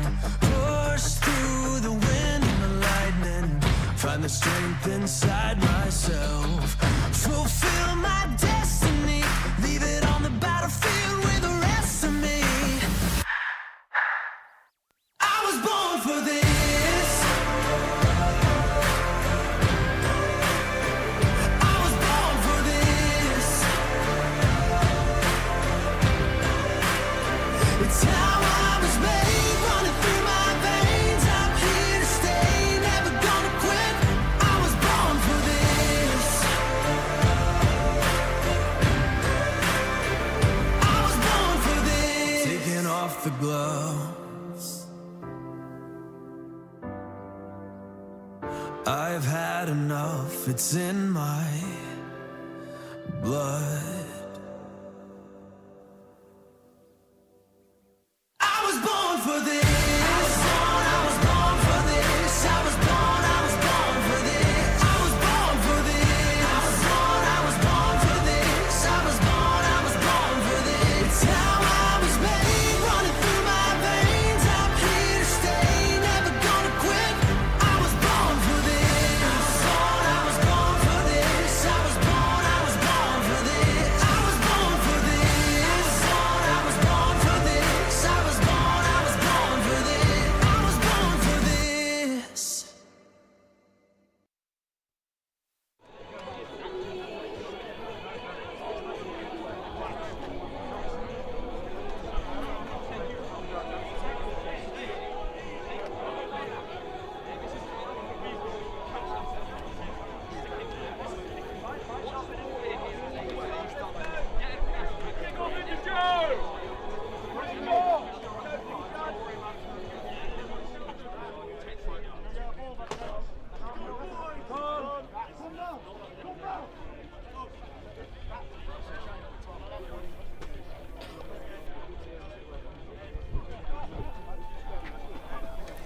Hello and welcome back to Loughborough University. We are here for the final. This is the Premiership final for BUCS American Football. SGS Pride playing against the Warwick Wolves. I'm Sean Endicott. And I'm here with Phoebe Schechter. It's been a great game so far. It has been, and the score line almost is deceiving as to what we've been able to enjoy so far in this first half. Both teams putting up a bit of a performance, both teams having their struggles at times, but it was great to see Warwick ending with quite a positive defensive stand-up, not allowing SGS to score in that second quarter. Yeah, in the very early plays of this game, it kind of looked like, oh no, is this going to be a really one-sided affair? Only because the first play from scrimmage was a safety by, Warwick snapped the ball over the quarterback's head, and that turned into points. And then SGS quickly scored on offense, so it was 9-0 very quickly. And so kind of like, oh no, we're only a few minutes in, it's 9-0. Warwick stepped up. They didn't allow any points in the second quarter. They made some plays. The problem is they haven't put any points on the board either, so the early lead they gave up, still there. Yeah, and that's what makes this start to the game, SGS starting with the game. And an onside kick to start it, and it's gone 10 yards. But no, must have gone out of bounds. Yeah, somebody's got to jump on it. Well, that was a very interesting way to start the game. I mean, look, you talk about the special teams coordinator. He's also the coordinator for GB Under-19s. You want to be able to find a way to steal a possession. I love the idea. You've just got to be able to execute. And like you said, somebody's got to jump on the ball when the opportunity presents itself. I actually think the kick itself was fine. It went 10 yards. It rolled low. I think you need to have the person on the edge. I mean, they even had clear blocking. It's just they forgot the most important part of the onside kick, the ball. And that's where it's hard. If you don't practice special teams. Oh, I guess they said it didn't go 10 yards. I thought it did, but maybe it went out of bounds a little before that. And that's the beauty. They see it all. They are much closer than us. All right, here we go. SGS run heavy in the first half. A drop touchdown pass to end the second quarter. And they are going back through the air, and they're going to give him a lot of time. He's tossing it all the way downfield, wide open. No drops there. Phoebe, that's a massive catch to start the half. Yeah, that is a massive catch. I mean, in a nice play design, you've got almost like that pinwheel-looking vibe, post in the middle of the field to go on the outside, and finishing off with a bit of a wheel there. Really nice quarterback dropping it in the bucket like that. Testing this defense early, right? We look at the first half. It was a predominantly run-heavy game. I'd say 70-30 run to pass. And then here you've got the motion coming across from number 81. I believe that's Ethan Hunt. Absolutely, and he had a great catch earlier in the game. Nice job by the quarterback stepping up out of the pressure, and he's just on the own, found that sweet spot between the safety and the corner. Yeah, there's weak points in any defense. Obviously, you're covering so much ground, and if you have a quarterback who can accurately place it in one of those weak spots, as we have a timeout, I believe, by SGS. I was wondering why it took so long between two plays. I thought, are they going to get a penalty? But no, there you go. They call the timeout. Bit early. Hopefully it doesn't come back to bite them, but better to get points on the board than get a penalty after a big play. Yeah, you're correct. And again, we know Coach Ben Herod, he's got a lot of experience in these moments, and he knows what he's doing. He's got a great staff around him. And now it's time to be able to execute in the red zone like this. We've seen them previously using a little bit of wildcat in the red zone, something they feel comfortable with. But it'll be great to see, some of that kind of heavy personnel if they're able to run the ball in. Yeah, I'm trying to see who's in at quarterback right now. If they've made, I think, like you were saying, because they've done some wildcat and things, it looks like they're in some sort of wildcat now. Yeah, there's a motion, and it's going to be a run to the left. That's good tackling by Warwick, all things considered. Bit of a late, I think people might have gotten shoved into that pile there. Yeah, so just a little motion, and then they ran it the other way. Nice basic play, but wildcat, as you mentioned.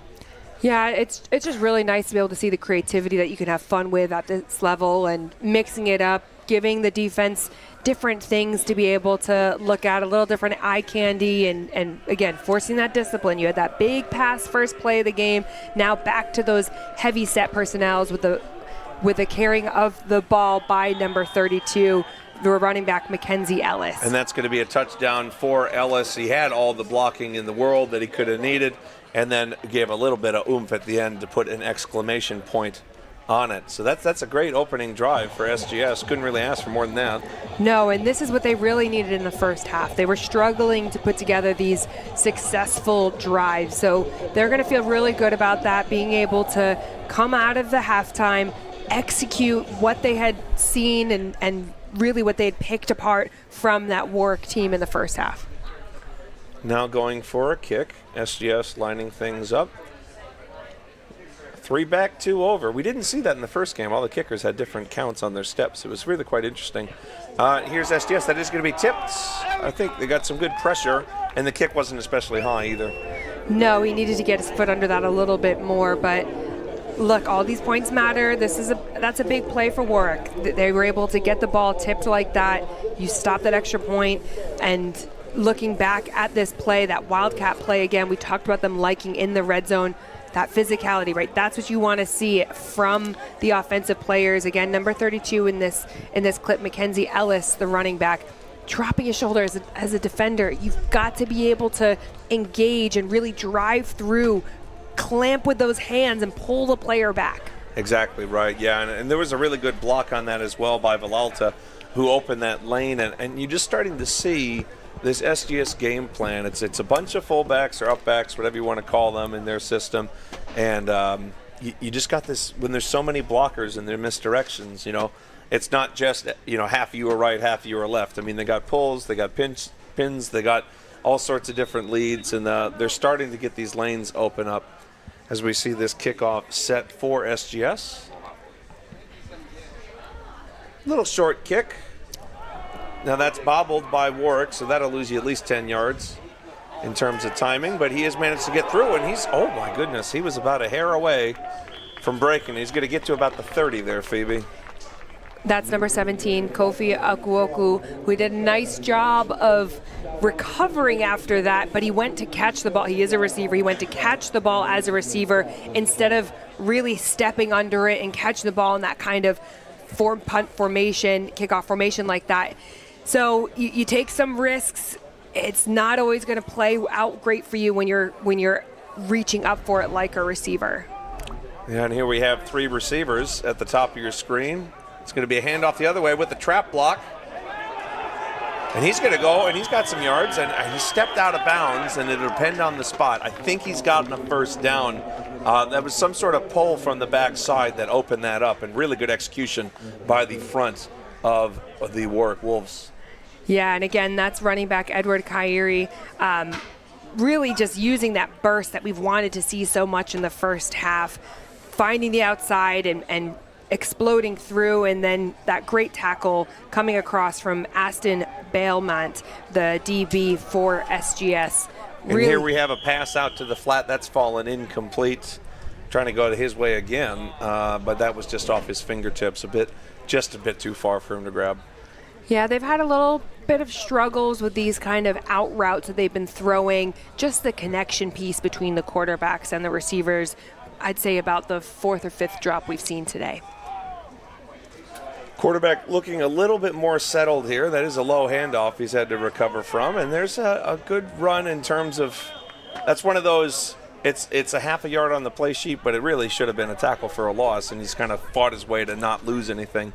Yeah, and that's what you want to see from these guys right now. You want to see who is continuing to fight through on all of that. I mean, that was number 73 on the block from the O-line. That's Finn Walks, who's actually an Irish player out here. So happy belated St. Patrick's Day to him. Yeah, of course. Got to celebrate.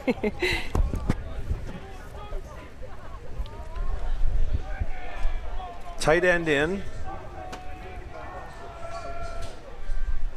This is going to be one of those rollouts, but there's just too much. There's too much pursuit. The SGS did a great job setting the edge. Now, there is a flag on the play. We'll have to see what that is. Yeah, really nice job. I mean, you had Easton Wright, the D lineman, upfield number 99, really just in the face the whole time. Be interesting to see what this flag is here. We'll see. It looks like the refs are deciding on where to spot things. One thing I'd say is when you play a good, experienced team. 54 defense, 5-yard penalty. Repeat third down. So that's a 5-yard penalty for the offsides.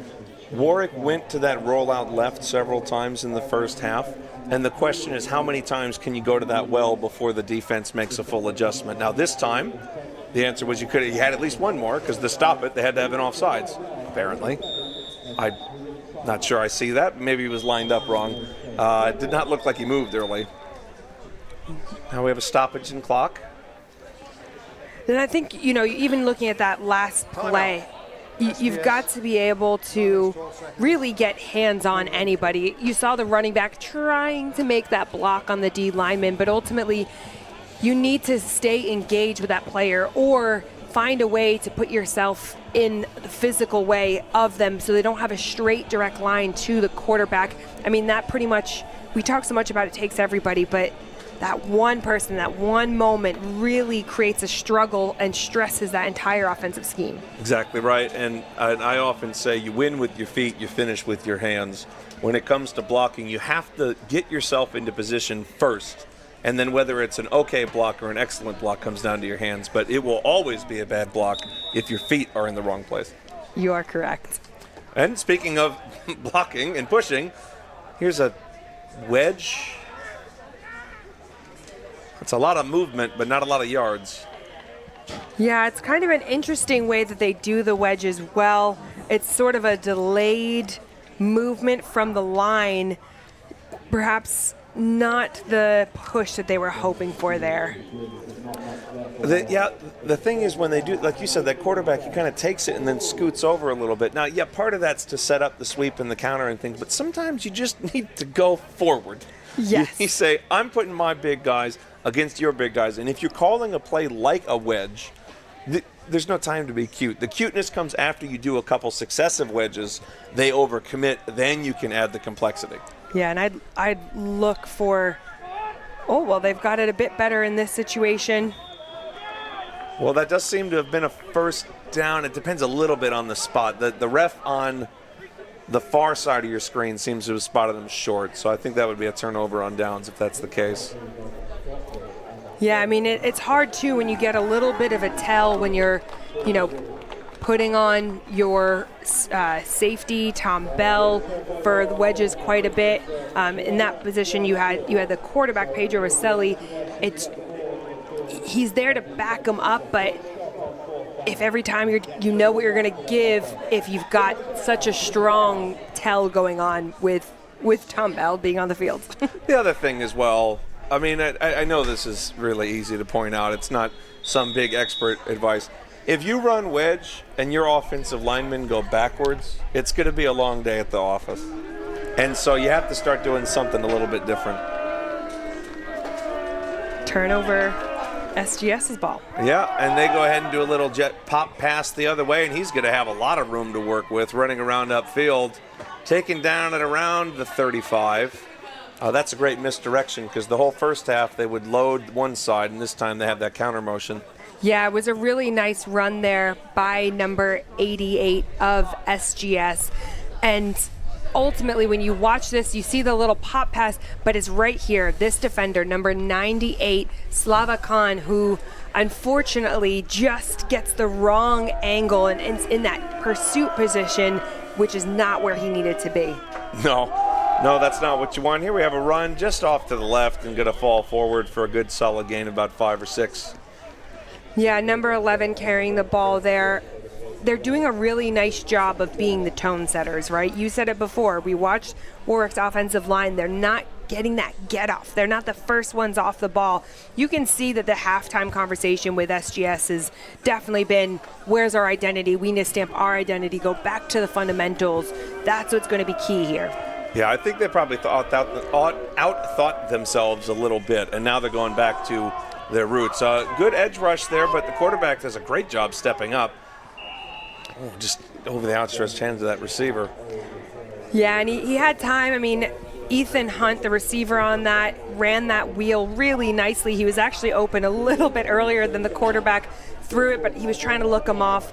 Could have come back down, especially when you see these teams running that cover 2 quite a bit as well. You're looking for that soft spot between the corner and the safety, and just capitalize on those moments. Trust your guy early to get in the ball. And we've seen them get the quarterback. Warwick has gotten SGS quarterback a little off platform a couple times, and those deep balls haven't been quite as accurate. If he has a clean pocket, it's even more deadly. And here we have the screen pass. Look at that lineman.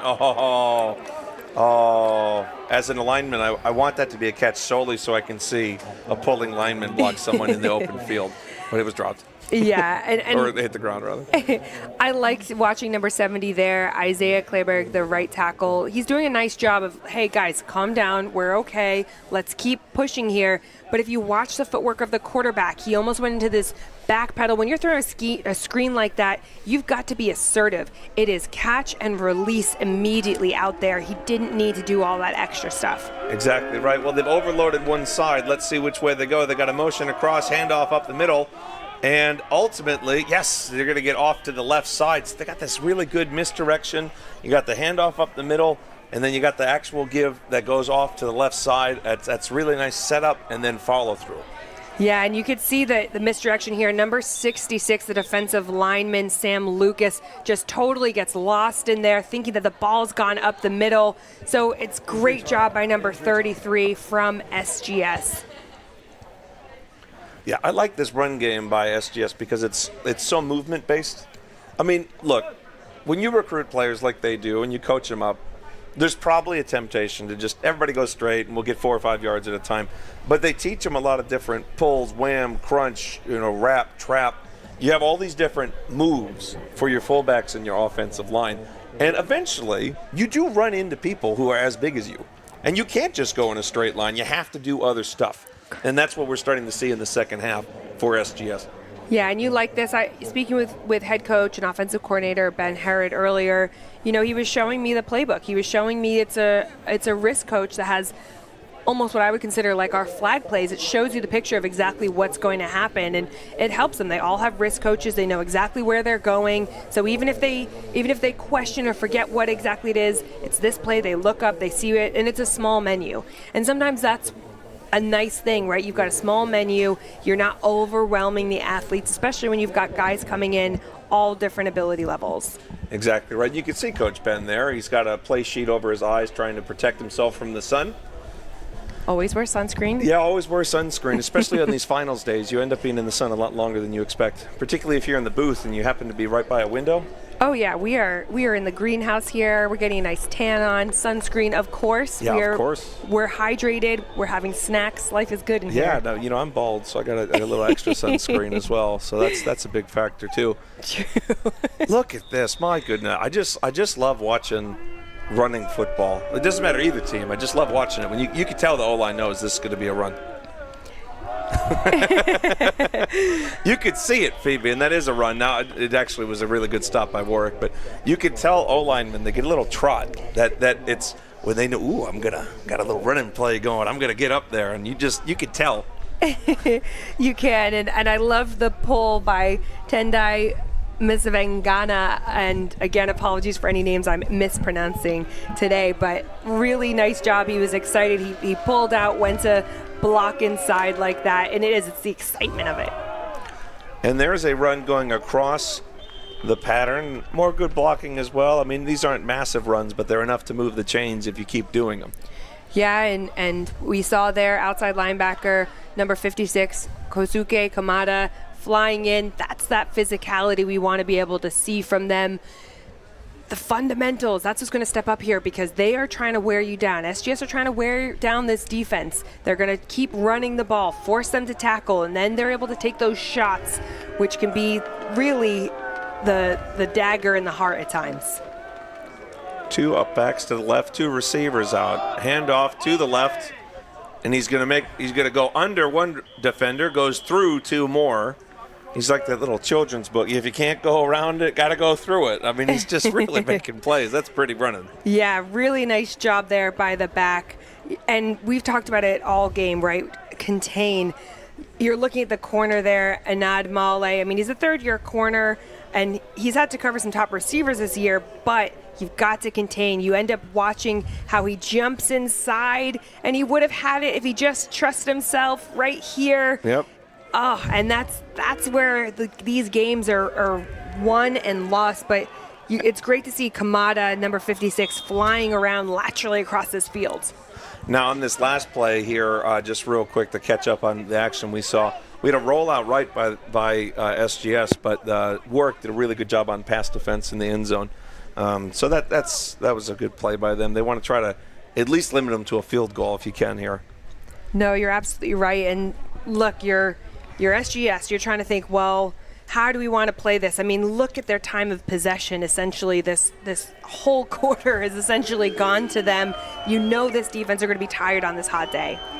Exactly right. And here we have a different formation. Wildcat, man in motion, goes up the middle, have his pulling guard with a trap, makes a man miss, cuts outside. He's got a stiff arm, stays on his feet, stays balanced. That's 2, 3, 4 Warwick defenders to bring him down. That's a lot of movement, but Warwick made it not a lot of yards. Yeah, that was Stephen Deng, who really did a nice job. He had a PBU earlier in the game. I mean, just that hit really threw the back off of his balance like that. Again, a second-year corner. He's tried a few different positions, but this is the year that he's really started to blossom in this cornerback role, bringing that great physicality in pass and run games. We've seen this. He just throws off number 32, the running back, Mackenzie Ellis, enough to allow his teammates to come and gang tackle. And now sticking with that Wildcat, but moving to a different back, Simon Alafe, in that time, and he goes more up the gut. And this is what makes this team so dangerous. You've got such a plethora of running backs to pick from, and each of them run so differently. Defensively, you're having to adjust to their speed, their size, their physicality. I mean, this is where you're having fun with your personnel. Can I say another thing as well, just from a coaching perspective? If you have a team and you have a lot of athletes, I mean, obviously, I want to emphasize, Oscarson for SGS can throw it. But even if you don't, if you put in an offense like this, you can rotate who your ball carriers are, and it means the game is more enjoyable for more people. All these backs are doing things. See, here's another one. And he goes in, and now he has a touchdown. That's a great run. That's Paul Romaniuk going in. So that's 3 different backs in 3 different plays, and they end up with a touchdown. Well, now Romaniuk can say, I scored, I did, and I had fun, and I trusted my O-line. And now all your backs can say that they're contributing, so you're spreading that load. Yeah, and you'll have to see it because Paul is, we talked earlier on about the age and the youth on this team. Paul is in his early 30s. He's one of the more mature students on this team, but that getting him the opportunity, he's a punter, to be able to score a touchdown in a final like this. These are the memories that are made for life. And now we have a kick coming up to try to put a capper on that. And that one does go through, so that's going to be... No, it's no good. Went wide, I'm sorry. It was high enough, but it went wide left. So it's still going to be 21 package with 9 pulling people and 9 blockers. If you're tired, you might have to spread it out a little bit more. And then Warwick, obviously, now their offense should be fresh. The question is SGS defense fresh, or are they playing 2 ways? Some of their better athletes. Warwick's got to get some points on the board. Yeah, they do. I mean, and it's so interesting because that whole drive was really forced through that onside kick. And so the time of the possession just grew from there. They had great field position. They were able to drive all the way down the field. And now Warwick have been sat for a long time. They've got to be able to find rhythm early and often, and how interesting that they've gone back to this as it is. Speaking of onside kicks, baby, that's a recovered onside kick for SGS. Now, we talked about it. If you kick it, get the ball. They did a really good job, SGS, getting some blocks. They clearly have a design. You have some players are assigned to block. Some are assigned to go for the ball. And Warwick was caught a little bit off guard, but also really good execution by the kicker. I want to give credit on that. Onside kicks are one of the hardest kicks. And if you look at this ball, it's aggressive, it's bouncing in a way that's difficult to predict, and it stayed at a point where you could actually recover it. So, yes, 33 gets the recovery, deserves some credit, but the kicker there, I think, is the one that can put that on his game film. Yeah, you're spot on. And look, DeJane Erskine, who ended up getting that ball, you just kept the Warwick team on their heels. Remember, these guys are exhausted. They've just done almost 12 minutes straight of playing, and now you're forcing them to run on every single inch of the field. And I think you're probably seeing that even on the last play. I mean, you had a defensive player for Warwick, had the quarterback dead to rights, and just the quarterback took a sidestep and just got a little out of position. That's probably a tackle you make in the first or second quarter. But after you've been on the field, you were just on the field over 10 minutes of game time in this quarter, and now you have to go on the field again, and it's just exhausting. It is exhausting, and I think this is where you look at the depth at these teams, right? And where the FE program really plays a big role, because you have people that are all coached up to the same standard. They have a really great understanding of what's going in, so you can keep rotating in players, giving them a break, let them catch their breath. Whereas when you've got less of those opportunities at Warwick, you're relying on your starters to maintain and be the starters throughout the game, playing the entire clock time. So it's just a very different angle. Yeah, it is difficult. And then we would touch a little bit more on that FE program as we get later into here. I mean, I think the big thing as well is for both these teams, they have had a really good year, and a game like this doesn't take away from that. But you want to end on a good note, and obviously SGS is so far doing that. Warwick wants to come back, and they're going to keep fighting. We know they're not going anywhere. They just need to make a few more plays. You're right, and you're starting to see some cramping happening out there. I mean, ultimately, Warwick, they are doing the right things. It's just those 1-2 steps closer, so you're able to close it on the edge like that. You're not taking and leaping with those arm tackles. They're reading it right. It's just now their body's got to just carry them that extra rotation to be able to make that play. Let's see what formation we have from SGS. They still have a lot of backs, but not quite as many O-line size backs. And that's going to be a wide run out to the left, and that's good tackling by Warwick. Shoves the man out of bounds, maintains that. Like I said, big people, big heat. So it's a lot of energy going around. I think they have a couple more tight end linebacker types in than the O-line before. We'll have to see if that comes into how effective the run game is. Yeah, you're right. And I like that was number 33, DeJane Erskine, again, who had gotten the recovery on the onside kick before, giving an opportunity. But it's nice to see that Warwick defense really just keeping them along the line. We've got an injury timeout at the moment, though. I mean, but what a game. 1 minute essentially left in this quarter. It's been fantastic to see both these teams really putting on such a great show. And we've said a bunch of times, this is the Kings of the North versus the Kings of the South. And Warwick, who never anticipated being here, this is a great show for them. They can really prove to themselves that we can achieve this. They're also a team that ultimately they were just trying to stay out of relegation, and look at what they've been able to do. Great coaching staff. They've been doing a lot of work off the field as well. So it just goes to show what happens when you put in time and effort with people.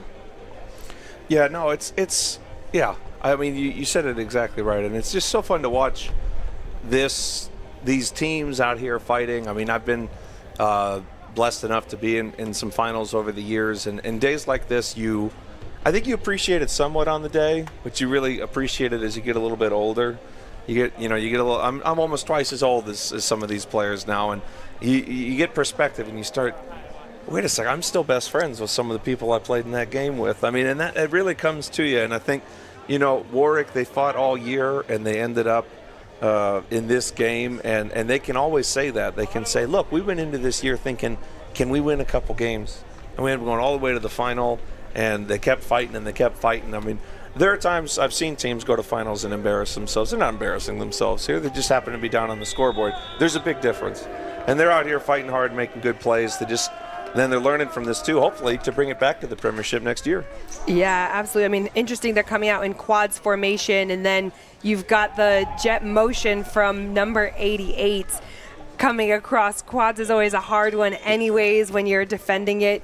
You're looking at those deep passes or some sort of shallow or screen. So, they're able to pull out a lot of different formations that perhaps Warwick have not seen throughout the season as well. And, this is just having fun playing football. You see your three blockers downfield. I mean, and again, look who's flying in for the tackle. You've got Stephen Dang, who has really just been a standout all day for him. Yeah, and I just want to emphasize again, this is another example of getting the ball to different players. How many different players have touched the ball in the last 10 minutes for SGS, a game clock? And they're starting to rotate that a little bit more. And I think we might have the end of the quarter here. SGS, their third. Timeout before the quarter. I wonder, that's interesting. I wonder if they like going this way more than going the other way. Maybe the sun's a factor? Because that's going to keep the ball anyway. I'm a little confused on why you would need a timeout. But they're on the field. They might have an advantage we don't know about. Absolutely, and that's where it's always, you've got those great communication points between the coaches. They've worked together for so long. You have to think SGS, they're able to actually practice on a more regular basis. They're part of the university. The program is highly respected there. And so you've got the opportunity to have these classroom sessions and really just get on the same page as the rest of your coaches. So I'm sure that they will have some understanding, some next steps that they're wanting to go with. Yeah, exactly right. It's interesting. We have to start thinking about things now as commentators, like MVPs of the game, who we think's going to win that. That's a little bit easier said than done because they rotate so much. They've had so many different players make big plays, and it's hard to just say, well, one is carrying the team. They're playing as a unit. They are, and that's exactly what you want to see from a team like this. They're going back to their trusty old play. And here you've got middle of the field. Oh my goodness, he had so much time. And he threw interception.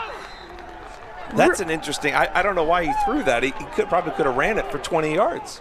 There was no one in front of him. I'm a bit confused. Maybe he's trying to spread the love to some of his friends or something, but he threw that right into double coverage. So, yeah, Oscarson, he kind of rolled out, I thought. Yeah, if we see here with the replay, he does a really good job. There's no pressure in the pocket. And he says, all right, well, let's step out a little bit. And then, well, there's no one here. So you can see there's no one on the entire left side of your screen. He could have at least gained 10 yards. But maybe he's trying to spread the love. But Warwick does a really good job. That's a jump ball, and he makes that play. He does, and that's Anad Male, the third-year corner, again, really coming up big in that moment. He's been someone that, again, is covered against the likes of GB receiver Ben Harrison. So he knows what he's going up against, but again, it'd be really interesting to see what the quarterback saw on that play. You had middle of the field open. You had your receiver hanging out by the post in the middle, giving him the airplane signals that he's landed. So I think they'll want to get that play back, especially after taking a timeout. They've got no timeouts left. Just really unique play calling in those moments. But great job by the Warwick defense to stop that play. Yeah, and let's give that credit as well. I mean, it's a high ball. It's thrown in the air, and it's you got to come down. Those jump balls are hard. We always say like, oh, the QB threw it into double coverage. Well, it doesn't mean much if the defenders can't do anything about it. But when you can do that and you can make a play, now you have it here. So here's Warwick, spread formation again, low snap, deep pass downfield. That's a dart. Oh, he had 2 steps on his defender. Pretty dang close. Yeah, I mean, look, their quarterback this year from Warwick, Pedro Rosselli, this is actually his first season playing quarterback after playing wide receiver for the last 3 years, and he's a final year student, so this is a huge game for him. But he had that receiver. He just needed to take a little bit of heat off of it, and it would have fallen so nicely into the breadbasket. Yeah, and unfortunately, against this defense, you're not going to get too many of those opportunities, but we have one. And that's going to be an incompletion to the right of your screen. Yeah, it's really frustrating. We talked about it earlier, said it in practice. Catching footballs, there is no replica for that. Lay in your bed and throw the football up to yourself, whatever you need to do to constantly get a football in your hands. And as we say our white hat on the day, that play actually is not going to count. So one less incompletion on the stat sheet because it's 5 yards. Your point still stands, of course, on the importance of catching, because if he had caught it, they wouldn't have needed the penalty for yards.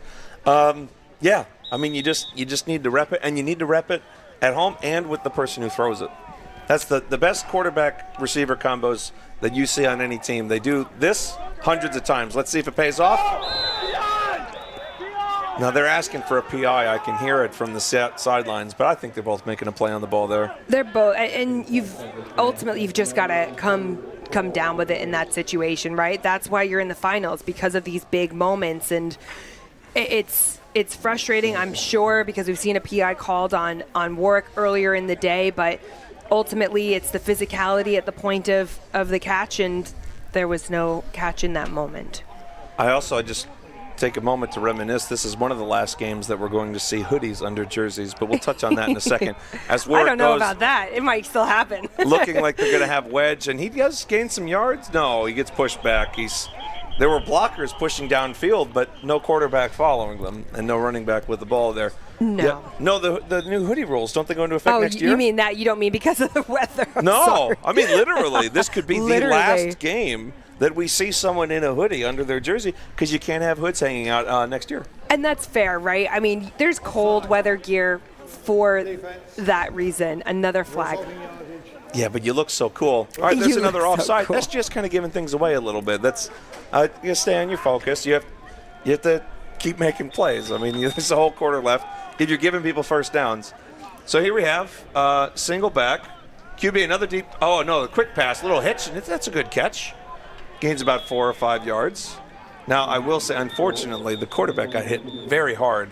Didn't seem to be a dirty hit or anything, just a very physical play from what I saw from up here. So he was a little slow to get up. Yeah, and we hope he's okay. I mean, ultimately, what's tough is... Roughing the passer, 66 SGS, 15 yards previous spot. Correct. First down. Shows what I know, Phoebe, and that's why I said from what I see up here. No, well done on that. I mean, and ultimately, the problem is Warwick, they're down by 21 essentially, and they're being forced to throw the ball. Well, this changes how your defense plays at this point in the game. There is really no hiding the fact that they've got to be able to get points on the board quickly. And so they're driving solely with this passing game, which, as a pass rusher, you're just licking your chops, essentially. Yeah, and what you got to do there is you just got to learn when the quarterback throws that ball. Because if you get a flag, again, this is 3 penalties in a row for SGS, just giving Warwick more and more chances. As a sweet, another pass. This time, does he have the blockers? Well, he's got some blockers, and then also makes a few extra yards himself, dragging along defenders. Now, SGS is flexing a lot of muscles for somebody who just gave up 8 yards. Well, I think they thought that they recovered the ball. Yeah, I number don't think 8. the refs agree. No, the receiver was down by contact at that point. But I like that number 8 is really trying to showcase Ashe Kotecha. Oh, QB draw. Oh, that's a really good job by the defensive line. We could get who's that 90? Who is that, 99? Who is that? Because that is a tremendous play. That's Eystein Wright. He did we call that the retrace drill. You do that as a defensive lineman, hundreds of reps here. You come up, the quarterback runs, and you turn around, and you follow it. And if you aren't active, that's a big play by the quarterback. But when you do that as a defensive lineman, you save so many yards, and that's such a good play. And it's so easy to not do, if that makes sense, because you're a big guy. You just sprinted all the way this way. Hold on. Defense, 5 yards previous spot. Results in the first down. And I was just hyping him up, and now there's a flag on SGS. That's four out of the last 5 plays, right? Yeah, it's interesting to see that when Warwick have been able to have sustained drives, it's really because SGS have struggled to stay disciplined in those moments. Well, pocket collapses there by SGS, though he's falling forward. That's not going to be a sack. It's going to be a gain of about, I think they're going to give him a yard or 2 for forward progress. So good on him, like you said. I mean, he played receiver for 3 years, so he's used to defenders kind of draped all over him. Yeah, and you almost love these moments where you're starting to feel that tension a little bit more. You're getting that kind of scrappy feel from both teams. Both are wanting to assert their dominance, even though the Wolves have been struggling a little bit. I love that their determination, they're still driving and keeping that fire and spirit within them. Exactly right. And here we have it again. So yeah, he's Roselli's going in. He's looking out, rolls out to his right this time. Good block. No, block destruction by SGS. But Roselli throws it downfield, hits. Yeah, no, they get the seatbelt sign because it's an incompletion. Defender was right there. Remember how I said earlier, your feet win, your arms finish? Well, his feet were there, and the other guy's arms finished, if we look at this rollout. But to be fair, it does still buy the quarterback time. I mean, even with that, obviously he gets knocked over, but the quarterback did have enough time to throw it. He did. You've got to say for SGS, number 6, Joe McGowan, with the hit on the running back like that. I mean, great physicality. you talk about kind of that shiver, using your forearm to be able to push and extend off. You just hope that number 8, who has been an absolute star for the Wolves all game long, Edward Kyer, is feeling okay. I know they're walking off with his coach, Michael Davis, and their other coach who actually played outside linebacker for Warwick as well as a lecturer at the university. I mean, that's what you love about this. You've got guys, this real pathway from that side of things too. Yeah, it's really quite fun. And, yeah, we hope he's okay injury-wise. I mean, it was a really big hit, so I could see it could be a plethora of things from having the wind knocked out of you to something worse, and obviously we hope it's the lighter variety. Warwick now looking 2 receivers at the top of your screen, 2 along the bottom. That's going to be a false start on the right tight end. Or no, just right tackle, sorry. Right 64. I thought it said 84 for a second. No, 64. This will be a false start. Yeah, and it's a shame, really. Jakura Dixon, he'll be kicking himself a little bit for that. A guy who's been in the program for 3rd year. He's a maths and philosophy major, but also former Jamaican international rugby player. Really? Isn't that's what we love about this, though, right? You're getting athletes from all different sports. I do love Brit Ball for that. Here we have jet motion across, QB rollout, good pass protection, and then another drop. Oh, you got to give your quarterback some help. I mean, he's out there on a rollout. He hits you in the hands. You got to grab it. It's unfortunate.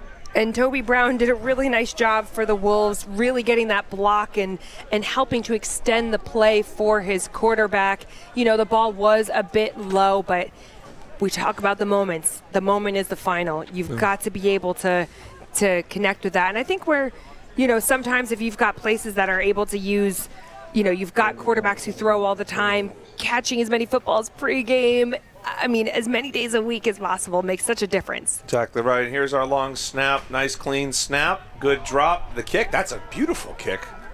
Lots of time. And a good friendly bounce, and that's going to go out of bounds inside the 7 or so, or certainly inside the 10. That's a great punt. Really good procedurals by the Warwick Wolves on that. All the little things going right. Yeah, I think Joe Blythe, the special teams coordinator for the Wolves, will be happy with that one. Lots of time as well, which really helped to calm down that whole process. Yeah, I mean, if you want to know punting, there's a few little things. But the first thing is to be a good punter, you have to be good at dropping things because that drop has to be consistent. It has to go down at the same angle every time, and you have to know where it is. And if you have to rush it or you have to move left, right, or backwards, you won't get a clean drop. And so the protection helping the punter there. As we see SGS take the ball, a little bit of a sweep run to the left. You might think, it would eventually drag down. A little bit of a late whistle, honestly. It'll be 2nd and 10. You might think here, Phoebe, you're up by 21 points. There's only 8 minutes left. Do you just keep running it? You've done the run game all day. Do you just run out the clock at this point, guarantee a win? I feel like it's very challenging on offensive line to be able to do that, but because they're able to rotate so many guys in, I think they could actually do that. And just a shout out to that last play, Mackenzie Ellis, who did a really nice job of coming up and getting the block like that from SGS. But I think they've had longer drives than this already that they've been able to sustain. 8 minutes, yes, you'll have your 2-minute pro clock, but why not stick with the game plan? Sometimes what we do in football, football, we make it seem so much more complicated than it is. How do we make it simple? Just run the ball. Yeah, exactly right. And they've done that well today so far. Now, Phoebe, I think our listeners would be upset if we didn't mention that the winner of this game does not just win the premiership, they also have the right to earn a spot in the National League. And that's a whole other game, and we'll talk about that in a minute as SGS does a fake handoff. And that's going to be tackled from behind a sack, and they're definitely trying to strip the ball out. But Oscarson does a really good job holding on to that. You saw 2 different defenders get hands on the ball, no fumble. That's great job by the quarterback there, Oscarson. But really nice to see from Warwick, right? You're the second person in, third person in. You're trying to strip that ball out here. 98 rushing a little spin move, and then you've got 33, 50 all getting involved, trying to strip that ball out. This is probably the first time we've really seen them doing this so far in the game. And that's a drill that you do in practice, the kind of the hold-up strip drill. That's a common thing. That shows Warwick's repping that, and their players are taking that to heart. And what that means now, it's 4th and 10. And what are you going to do here? This snap better be clean, or Warwick might make a play. They're going to be aggressive, I bet. And they are diving in. That's going to be a short punt. That's a big hit. And then it's going to be a return along the right side. He was very bold to take that, but at this stage in the game, you have to take risks to try to make big plays, and he brings it inside the 40. Yeah, I'm surprised there wasn't a block in the back called on that one, as we saw number 25 from Warwick going face diving along the way. But ultimately, look, this is where it all started, from that great punt that Warwick had that really pinned them and kept them backed up. Let's see if we have a ref that they seem to be having some sort of meeting. They're saying, can you have a block in the back when you're the punting team? A little conflab. Because it was definitely, I mean, a guy shoves a guy right in the back into the ground, but it wasn't the return team. So we're very used to seeing blocks in the back from the returning team. This was on the kicking team. So you say, oh, where does this ball go and how does that work? You can see there's lots of pushing movement. I can see the refs. They're signaling like some sort of push. Now they might have to ask the coaches what they want to do in terms of accepting and declining. It looks like it should be tacked on. Personal foul, unnecessary roughness. Number 44 of the kicking team. That penalty will be tacked on from the end of the run. First down. I'm not a ref, so I don't know what it is, but I have to say, I think the same thing that we saw is what was the penalty, but they called the correct penalty because they're the refs, so I trust that they know the rules much better than myself. But yeah, I think that shoving a guy in the back to the ground was definitely what drew the flag. Yeah, and then now you can see in the bottom hand, they're hand signaling in the offensive play. This is what you get a lot more of in college. You know, you've got your play caller in the white gloves. You know, everyone understands what's going on here. It's great.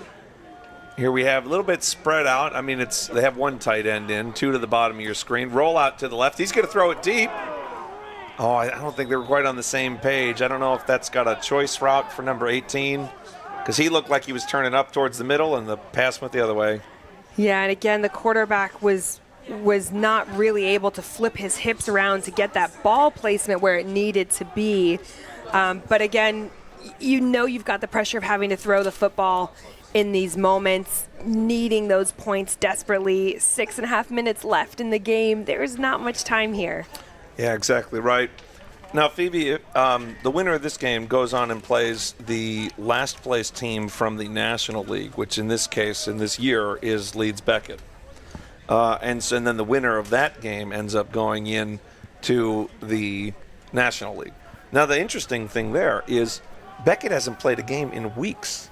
And now SGS is here playing a game against a good Warwick side, and so they're going to be in better game shape. Now, here's a nice deep pass by Warwick. That ball's up in the air, but there's no one. Yeah, unfortunately, it was a beautiful pass, but to the wrong team. I mean, the spiral was great, but the timing was off. Yeah, and that seems to be the theme throughout here is the timing being off like that. Really, that ball needed to come out quicker. It didn't need to have such a high, deep arc to it. It just needed to come almost 5-6 yards before the actual end zone. And this is where, when you feel the pressure of having to put points on the board, you perhaps start to make throws or take risks that you wouldn't naturally do. Yeah, and that defender was out of bounds when he actually physically caught the ball. That's why Warwick's here again on 3rd and 10. Going deep, another deep pass down. Now that's a jump ball. Now Warwick's asking for a flag. I actually think there was some bumping, but the ball was over his head by 4 or 5 yards. Yeah, the biggest thing in any of these games is making sure the officials are calling it equally both ways, because you look at in the first half when that DPI was called, you could argue that this was a similar play to that first one. And so when you watch it back here, again, you've got great pressure coming from the outside.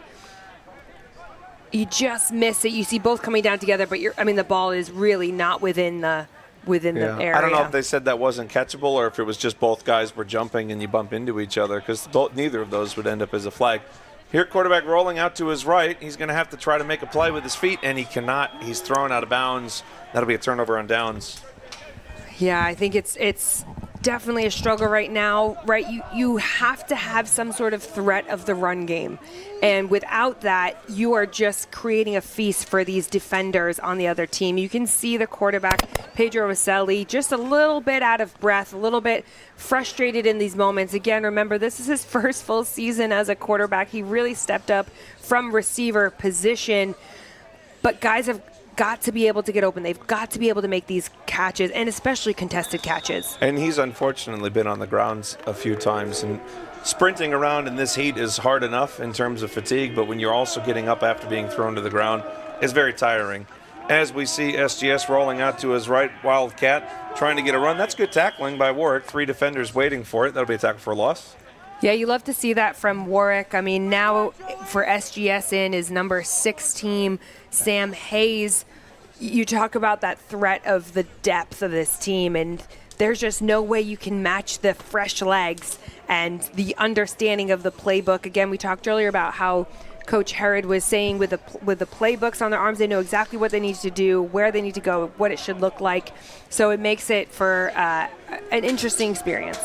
Exactly right. As we see a bunch of pulling guards, and he's just burst through the entire defense, and it just comes down to blocking. There's a pancake by a receiver. Now Warwick is asking for a flag. I don't think they're going to get one. Nope, no, I stand corrected. Our cameraman just cut to a close-up of a flag. I did wonder how he managed to just get so blatantly open, but was the hold, where is the flag? Was it all the way back by the line of scrimmage, or was it downfield? We'll have to wait and see, but nice job by Carl Valmont, who's done a good job in this half. 85 in the offense, 10-yard penalty for a spot of foul, but there's still enough yardage for an SGS first down. So that was on the receiver pancake downfield, which I get sensitive about. I think if your hands are inside and you're pushing someone forward and they fall over, I don't think that's a hold. But sometimes if you extend the jersey on the way down, they'll still call it. In any event, still a first down for SGS, and they're going to hand it off to the left, and that's a good job by Warwick. What a really nice job by Warwick. I mean, watching them, they sniffed that out early.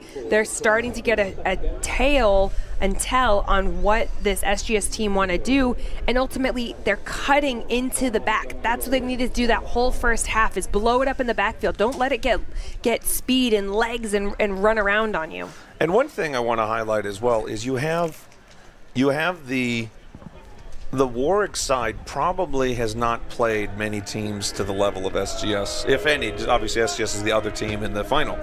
And hold on, as we get a run up the middle, looked like a little bit of a bobble on the handoff, and then a tackle for loss for Warwick. You start wondering if Warwick had played 2 or 3 more games against an SGS level opponent, would the first quarter have gone differently? And the reason I say that is because I've seen it in the National League. When they made the National League, which we're doing the Final Four later this year, the teams that ended up playing better opponents got better. I watched all year these National League teams get better because they were playing UE, UON, Durham, Loughborough. Obviously, Beckett was in there as well. I think that's what you get when you're Warwick. You can take a lot of notes from this game. You can. I mean, that applies everywhere, right? Even we look at the women's league. It is so spread out, and whether you're talking about tackle or flag, ultimately you're going to play to the standard of your opponent. And if the opponent you're playing against is always to a much higher standard, well then yes, you're going to have to get better, because in order to compete, you're going to have to elevate your game. And we've talked about so long within Brit Ball how really the biggest hindrance was not having quarterbacks who could really throw the ball, or DBs not being tested in that capacity. Well, now you've got an American quarterback, and this is why that's always a conversation, because they're able to really test the defense. And for a lot of DBs, you're doing your back pedal. Oh, normally this is where I'd break on the ball. Well, no, I got to keep going here. Exactly right. And now we have a little jet motion, a little back block, nice and clean from what I saw. Good blocking downfield by the receivers, and gain some yardage. Good discipline by SGS to not crack back or anything like that you can get called there. But yeah, I agree with you, Phoebe. I think when you play better, I think my best year as a player came in a year where my actual team went winless. Technically, we won a game because another team had to concede because the player was suspended or something. But on the field, we didn't win any games. But our team trained more, we studied more, we worked hard, we all went to the gym, we got better, and I became a better player doing that, and it was because it was the year we had moved up a league. Now, what Warwick did this year, let's give them credit, they went up a league and then made it all the way to the final. That's so this huge. ain't some consolation year where they go, oh, well, at least we made it to the Prem and didn't get demoted. It's like, no, we went in the Prem and then we pushed all the way to the final, and now we know the level it takes to win this league because we've seen it firsthand. You're so spot on, and you've got that Wildcat again. You're so spot on because that's such a big part of the game, and ultimately, when you've got university students, it's building out all the different facets of being a great team, from classroom to strength and conditioning to recovery to nutrition. And when you want to be really serious about it, you've got to be able to raise each other up. And so it's great to see that, and these are two very different teams. Warwick, again, we talk about how they've got a bunch of international athletes, which is fantastic. And, academics are such a huge part of it. I mean, talking with the coaches earlier on, just to get into Warwick, you've got to have 3 A's at A level in order to even enter it. So it's almost a different element. They come for the education, and then they love football as well. Exactly right, and that's one of the great things about Britball. I've seen players come from other countries and fall in love with the sport again here because people do it for so much love of the game, and we see that on both sides of the field right now. I know these are kind of in the the final waning minutes. To change topics a little bit, Phoebe, do you have some favorite MVPs for the game? Maybe people that stuck out to you? We've had a lot of scorers from SGS, so they spread this out. I think I'm sneaking over your cheat sheet. No one had 2 scores, did they? No, but they spread it out. They've definitely been spreading it out. I have really liked number 9 from Filton, Simon Olaifa. The running back there, I think he's had a touchdown, nice job blocking, good understanding. I think he's been a well-rounded player, but he happened to get tackled there just as you said it, but I think that was more blocking related than him related. Who do you have on your sheet? Yeah, I mean, I think Simon stuck out to me. I think the problem, like I said, it's you almost want to give. You can't, obviously. You can't give an MVP to the program. But the reality is the reason that this offense is so successful, as we see Simon obviously got met in the backfield. And that's a good job. You said you wanted to cut back through and penetrate from the backside. That's exactly what Warwick did on that play. Big number 98. Give him a shout out here. That's Slava Khan. I don't know how you pick just one. If I had to, I mean, Simon was in on the majority of the plays that they did really well, so I'm okay with that. But you could give it to 4 or 5 people, and you'd be fine. You could also probably give it to a couple of these O-linemen. Like I was just going to say. Or big number 70 when he went in at fullback. I mean, he really held the fort down. He did. Isaiah Kleberg, who also has played out in the ELF. Yeah. I think you could really, and he's going to go back out there after this. I think you really could give it to anybody. They've really been the tone setters up front in terms of the offensive line. Uh-oh, that's not what you want. That's a high snap over the quarterback's head. He's just going to have to fall on it, and that's going to make 4th and about 40. That was a nice job by Warwick, though, being smart, although we might have an injury on the play, and not fully flying on, just touching the quarterback. There's no need to be injuring each other. Well, you talked about discipline, and the temptation is you see someone falling on a ball to kind of, like you said, dive on him. And the reality is that unless that ball is still being bobbled around, that's a penalty. And that's exactly why you said it. And so it's good discipline by Warwick to force a very long 4th down. Instead of, remember last time we saw it was like 3rd and eternity or something, and they got a DPI. That's the other side of this side of the coin was just good smart play. Yeah, and we're in injury timeout right now. But you know what? It's so great to look around and see how many people are out here enjoying this game, all around the field today. We're seeing fans from both teams, people playing sports in looking like paddle and tennis across, but they've been stopping and watching the game going on. That's why days like this are also so important. This is a part of BUCS Wednesday. We're Touchdown Tuesday today, but BUCS Wednesday is such a great event because you're showcasing so many different sports across universities and, introducing people to sports they may never have ever watched before. So it's great to have a showcase like this in terms of American football happening on such a great stage. Yeah, it's really quite fun. And as we get kind of into the cooler parts of the day, obviously the sun is gone past midfield and we're going to start cooling off here in a bit. And it's looking forward to American football. This is the second final. we have a third one coming up, and boy, is that a doozy. The third matchup between the UWE Bullets and the University Nottingham Gold team this year. They split in the regular season. Both games were within one score, and now they play each other again for the first ever National League Championship. So incredible, and UWE looking to make that four-peat that they've wanted so badly. I mean, just again another dominant side, but that's what makes these two teams are so exciting with their coaching staffs, the athletes they have. You know, some of the players going to IPP, our International Player Pathway last year. That's the caliber of athlete we have in these finals, and you know, so much credit due to you, Sean, on carrying the team. This is your second game of the day. You're going for a third one. I've not even seen you have coffee. No. We're eating a few sweets up here to stay alive, but I haven't seen the coffee in the veins. I would be there already. Yeah, no, it's I've had a fun day. It's a lot easier to do a game with two of us though, so I appreciate you being here, and you're going to be here for the final of the National League as well. So that'll be exciting.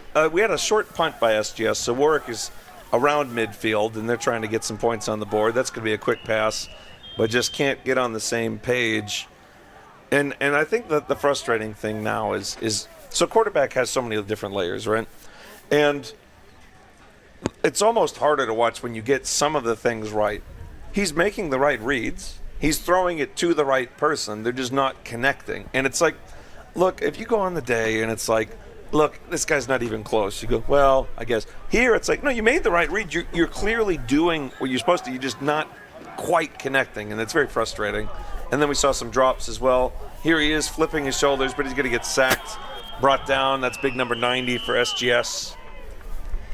Yeah, number 90 there, who's done a great job. Tiago Almeida, I mean, he was really good in terms of being able to hold that edge like that, and then when he saw the quarterback step up, he made his move, cut back inside.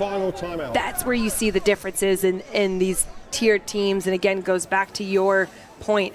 I mean, also looking at the fact that SGS plays teams from around the world. Ultimately, you know, they're not afraid to kind of put themselves out there, and I'm sure Warwick would love to do that as well, playing more of these high caliber games, get some more friendlies in, scrimmages, whatever it takes, just to really get more game experience, because you look back at what Warwick have been able to do defensively, done a really nice job. They've only strengthened themselves in the second half, but it's the connection point when forced to only throw the ball in this fourth quarter. That's where they've come up a little bit short, and you're not going to just say, hey, catch the ball next time. There's got to be real repetitions that are going to strengthen the confidence in themselves too. Yeah, exactly right. And we'll see what they can do here in the last minute and 40 seconds and see if they can change the direction of that. Here's another deep pass. I mean, he's got a good arm on him, but it's just not, the connection's not there in timing wise. Also, SGS had two defenders there, so I think the Pride have sniffed out kind of which deep routes, because obviously there's only so many different combos you can run. They've sniffed out which deep routes that are being thrown right now, and they're kind of putting two guys back there. So it makes that throw that much harder. No, you're right, and I think you also have to look at the fact that we saw earlier their star running back, Edward Kair, going off. And so they're definitely missing him. He was a big part of the game for them. And without him in the game, you don't have the same level of run game. Again, we talk about the depth of these teams. That's a really big part here. But you have to find ways to run the football, manufacture QB designed runs, whatever it takes, just to get that defense to back off a little bit. Yeah, exactly right. And yeah, we'll have to see here what. Got a few more plays. I mean, it's first. Well, is it 1st and 10? Correct. Yeah. So 1st and 10 here, and yeah, I don't know. It's just if you're Warwick, you wanted to see a couple things, and I think at the end of the day, like you said earlier, if you have to be one-dimensional because of the game situation, whether that be, that you have to pass, it's really difficult because the other team can prepare for that. So yeah, SGS now 1st and 10. Let's see what they do. I mean, they've run the ball all game, so what else could you do? It's not like they're going to throw it to run the clock out. No, I think running the ball is their bread and butter right now. Yeah, and there you go. Nice run up the middle, but a better tackle. So it's only gain of 2. Warwick, good gang tackling. That rabbit drill you were talking about. Yes, we love gang tackling. We love the angles. We love the pursuits, and we love that Warwick are giving their all all the way to the end of this game. They should be absolutely so proud of themselves for what they've achieved. To be afraid of getting relegated to now being in a final like this, I mean, this is just terrific. Yeah, exactly right. Well, we're in the final minute. So after the game, we'll do our handshakes. We'll watch that. We have a trophy ceremony coming up. Here we have a bit of a push motion and a run up the middle. It'll be about 3rd and 5. I mean, ultimately, they're just running out the clock. I don't think anyone's calling any timeouts at this point. And because it's only 3rd down, if they have to run another play, they can. Correct, Yeah. and no timeouts left for either team. So it's for SGS, they used up theirs all early on and often. In the 3rd quarter, yeah. Yeah, so this is, just the way that they want to finish the game. You can see them bringing in, switching in some of their substitutes, being able to find a way to get that last play in as the clock is winding down. Yeah, if they have to snap it, which I think is a bit of an if. I think they're talking to the refs. So, do we even need to do this? They might take a 5-yard penalty and then kneel it, or they'll just run out the game clock. Yeah, that's going to be the game. So that's going to be the SGS Pride, or your Premiership National Champions. 21-0 over the Warwick Wolves. A great showing by SGS. A dominant game on the ground and a solid defensive outing, allowing 0 points. Yeah, really nice job. You can see them, their excitement. The Gatorade is out. They're trying to find Coach. I'm sure he'll be running away as well. I mean, this is exactly what you want to see from this team, the happiness of everyone. Congratulations to the Pride. I mean, what an exciting season this has been for them. Oh, that's so much fun. And they caught him. I mean, I'm just saying, that was pretty good. They set the edge. They set the edge. You keep contained, I'm going to do this. Oh, my goodness. No, how much fun for the Pride. I mean, it's so much fun. And it's as you talked about earlier in today's game, it's memories for life when you get to make plays like that. You look at this guy right here. He's so excited, obviously. That's big number 63. That's 10-day. He's making such a big, moment. He's showing you got the rings there. That's 2 rings for Simon Alafe within 9 months because the under-19 final, and then this one. And a lot of these guys are multi-time champions now, but also this one, it's in the Premiership. That's a big moment. It is a big moment, and congratulations to the coaching staff as well. They've done a really nice job of preparing their athletes for these moments, and of course, congratulations to the Wolves on making it to the finals when they had no intention or no thought or goal of necessarily making it. They just wanted to not get relegated. So both teams should be really proud of themselves, and the bar is set high for next year. Yeah, I think for Warwick, I mean, obviously, we'll have to see what happens. Will they even have to play SGS again if you get this far? Because SGS now, after this, they get a little bit of time off, and they got to play another game. And that's the promotion relegation game. Today the focus is on this, but you have to say from a Warwick perspective, who's going to be, left to play against? Is it going to be SGS or someone else? They might feel pretty good for their odds for next year to compete for this again. Yeah, and we talk so much about the experience, just being on this platform, being on the finals, being live streamed. There aren't many opportunities for this to come together, and so now they'll have all these guys that have this under their belts and know how to lead going forwards, teaching the other newbies to the team about what it's like to play in the finals, and it's not as scary as you think it is. Yeah, and we're about to go through here with Phoebe and I alternating through some of these highlights from this exciting game with SGS. They started out big offense here. Lots of motion, lots of big people. They could run, but they can also throw, and that's a deep pass here from Oscarson, a wide open receiver, and that's going to set up, it wasn't quite a score, but it set up a scoring opportunity. And then you just found different ways to run the football in the red zone, rotating through different running backs, and the creativity. You fake the run in a little toss pass. We saw number 88 having quite a few different touches throughout this game, especially on those sweeps and things like that. Carl Valmont and back in the red zone here. I mean, this was fantastic to see. The oldest player on the team, a super senior, really making a difference. And then we had an onside kick by SGS, executed to perfection by both the kicker and the coverage team. That helped set them up with field position.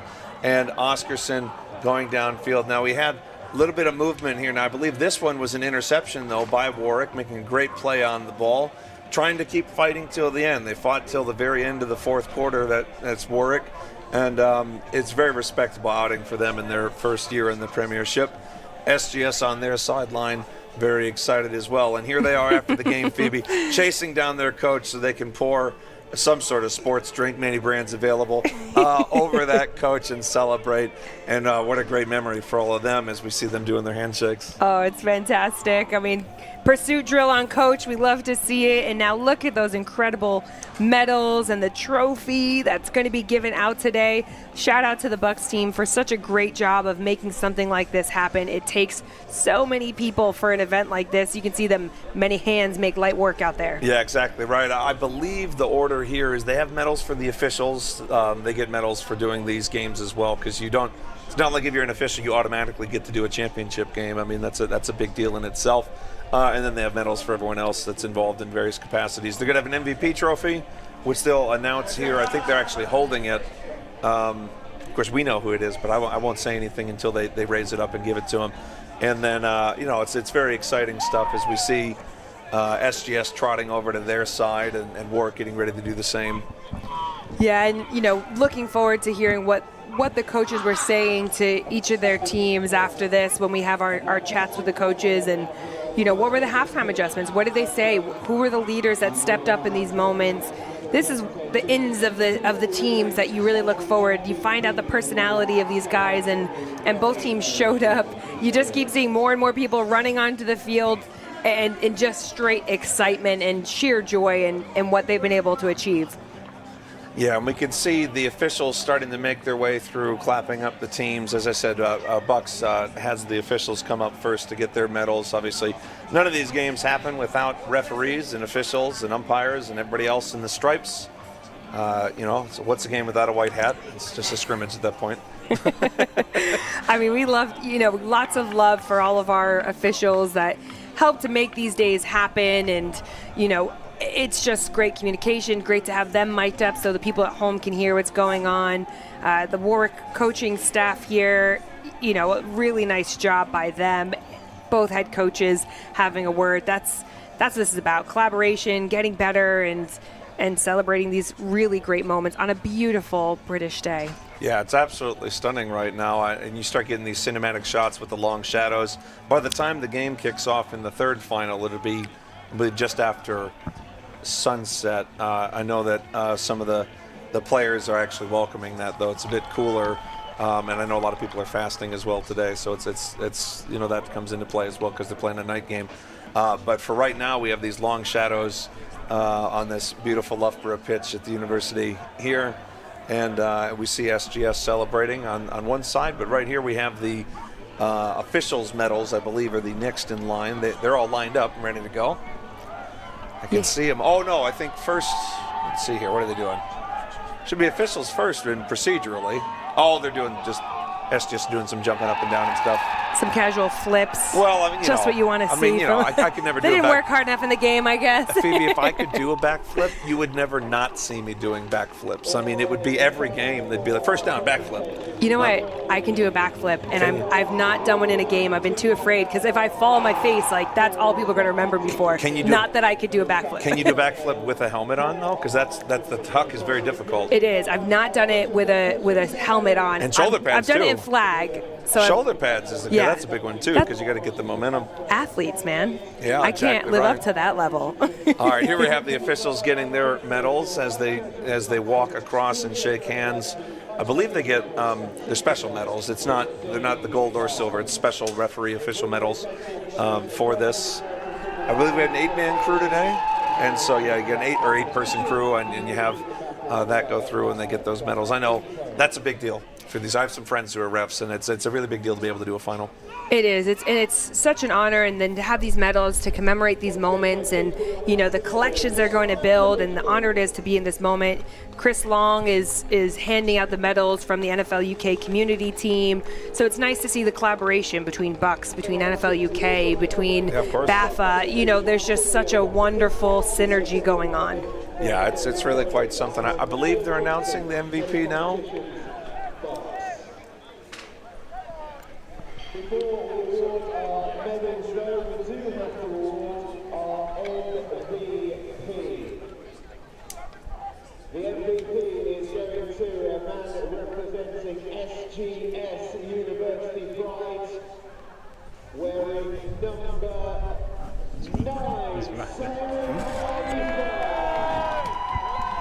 And here is Simon. He's won the MVP of this game. How exciting for him. We said pregame how good he was, and then he delivered in the big moment.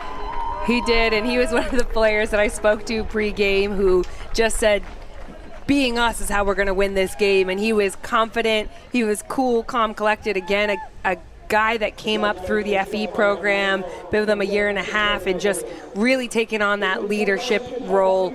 Fantastic job for such a young guy to really show up on the big stage like this. It never fazed him. No, there wasn't a moment that you could see any nerves or anything like that from him, or really any.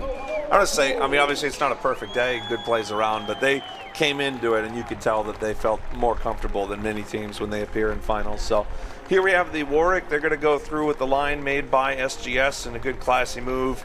They're going to get their medals first. Silver medal, always something to be proud of, and it's also, it's a medal for winning your half of the conference or your half of the league, and it's something you can hold on to. I know quite a few people that they kind of have mixed feelings about silver medals, but I think the big thing is this season's going to be something you look back to for years and years, and it's a little hard to grab that silver medal the first time. I know that feeling, and you sit there and you go, I guess. You see, some of them taking it off there, but trust me, someday that's going to be on your desk or you're, along your bedside or something. You're going to say, I remember that year, and it feels different. It does feel different. I mean, as someone who's played for women's GB tackle for 11 years now, we have quite a few silver medals in our cabinets. Not quite a gold, but one day that will happen. But you're right. It stings a little bit when you get it, but the memories with your friend, those are the things you'll never forget. Like you said, just in the Super Bowl, the losers get a ring here for winning their conference. Same thing here. You've won your conference. That's a congratulations. Here's the medal. Shows all your hard work. Celebrate that and enjoy it, because it takes a lot of sacrifice. It takes so many people, from the coaching staff to admin to team managers to families. It's just sacrifice consistently. So you've earned this, and what a way to bring it back. Like we talked about earlier, we've got players from Maltese and Romanian, and there were some from China on this team as well. Incredible to bring that home and say you got to the final, the British American Football Association final, and played against the best. Yeah, it's really quite something. I mean, I think these BUCS big, I guess it's technically called BUCS Big Wednesday, but this American football Touchdown Tuesday. Yeah, Touchdown Tuesday. Yeah, exactly right. The BUCS Touchdown Tuesday. I think it's just such a fun thing to be a part of. And now we have SGS. I believe they're going to line up and they're going to start getting their medals. We'll get their trophy presentation as well as we go throughout this day. It's just so much fun. I love watching these. Yeah, I call them kids. I know most of these people are adults, but like we said in the program, I'm almost twice the age of most of these players now, especially at SGS where they're so young. And here they are getting their medals. You can see them with their big smiles, well-deserved. And it's great. And you know what, Phoebe? I think there's a lot more medals in the future for a lot of players on this team. I think you are absolutely right, and it's really cool to see. Some of these were, between SGS and Warwick were teammates for GB19s, GB17s growing up as well. So it's really such a fascinating world when you get to be teammates and play against each other, see the physicality of each other. And now you're right. I mean, this is just the start for a lot of these young people, and whatever they choose to do in life. Some of them, we've seen international player pathway. We see some of them go and play in the European League. The sky is the limit if you're willing to work hard and put your mind to it. And you can tell that these athletes have it within them on both sides of the ball to really push to that next level. In SGS, testing the purity of these metals, of course, you have to see what they're actually made out of. I don't think it's gold, folks. I'm sorry. Of course, I don't have one, so it's not like I've been able to test it. I guess I'll never know. Maybe the silver is made out of aluminum, but the gold is genuine. You got to be a winner to know these things, so you and I are out. Yeah, exactly right. No, I mean, what a fun time you can see here is that SGS is such a big program. And obviously, this team, SGS as a program, is massive. They have a ton of people involved. Though very few coaches in the grand scheme of things. If you look at how many coaches are involved in SGS to get this much accomplished, compared to some other programs. They really pull their weight and then some. It's quite impressive. No, they absolutely do, and I think that's what makes it so fascinating, what you can do with time and with athletes around you, student athletes who are there specifically for American football. It just changes the whole outlook of the program. I mean, we've even seen that with the NFL Academy, right, and how that has completely changed. Coach Steve Hagan came in and really flipped the program on its head and said, no, we're going to act like professionals, whether we're student athletes or not. This is how we're going to behave, and you can see that is going on around these other academies around the world. And to build that up with SGS when you're here just in the heart of England, and to build that from the ground up, and then to be to a point where, to be honest, when SGS enters a league or goes to a game, most people assume they're going to compete or they're going to win. Very few games SGS goes into where they're not favorites, but that's not an accident. That comes in because of hard work by years and years of dedication, and you see that pinnacle here, and you see these specific players as they lift up the trophy for SGS.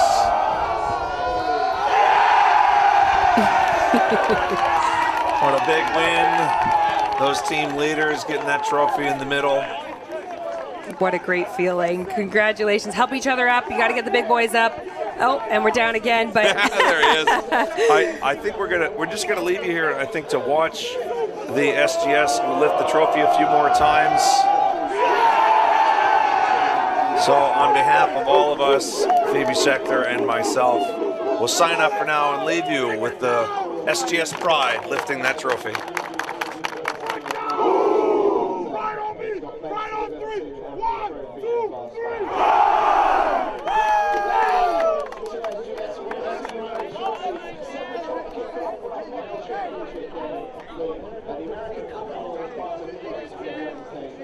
Football America UK, your ultimate destination for all things American football.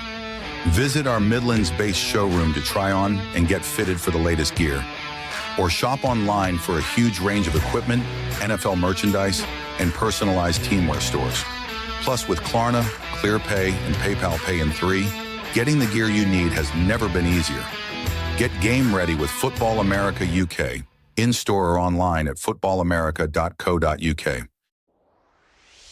Glasses of milk for everyone all around afterwards, I think, and you should be milking every moment, and that's what we're going to introduce. Milk Every Moment, a new campaign to help students understand the benefit of milk on their sporting performance. An affordable, natural, versatile and widely available choice after exercise. Milk provides a whole host of nutrients, vitamins and minerals to help fuel your workouts. A great option if you are on a budget.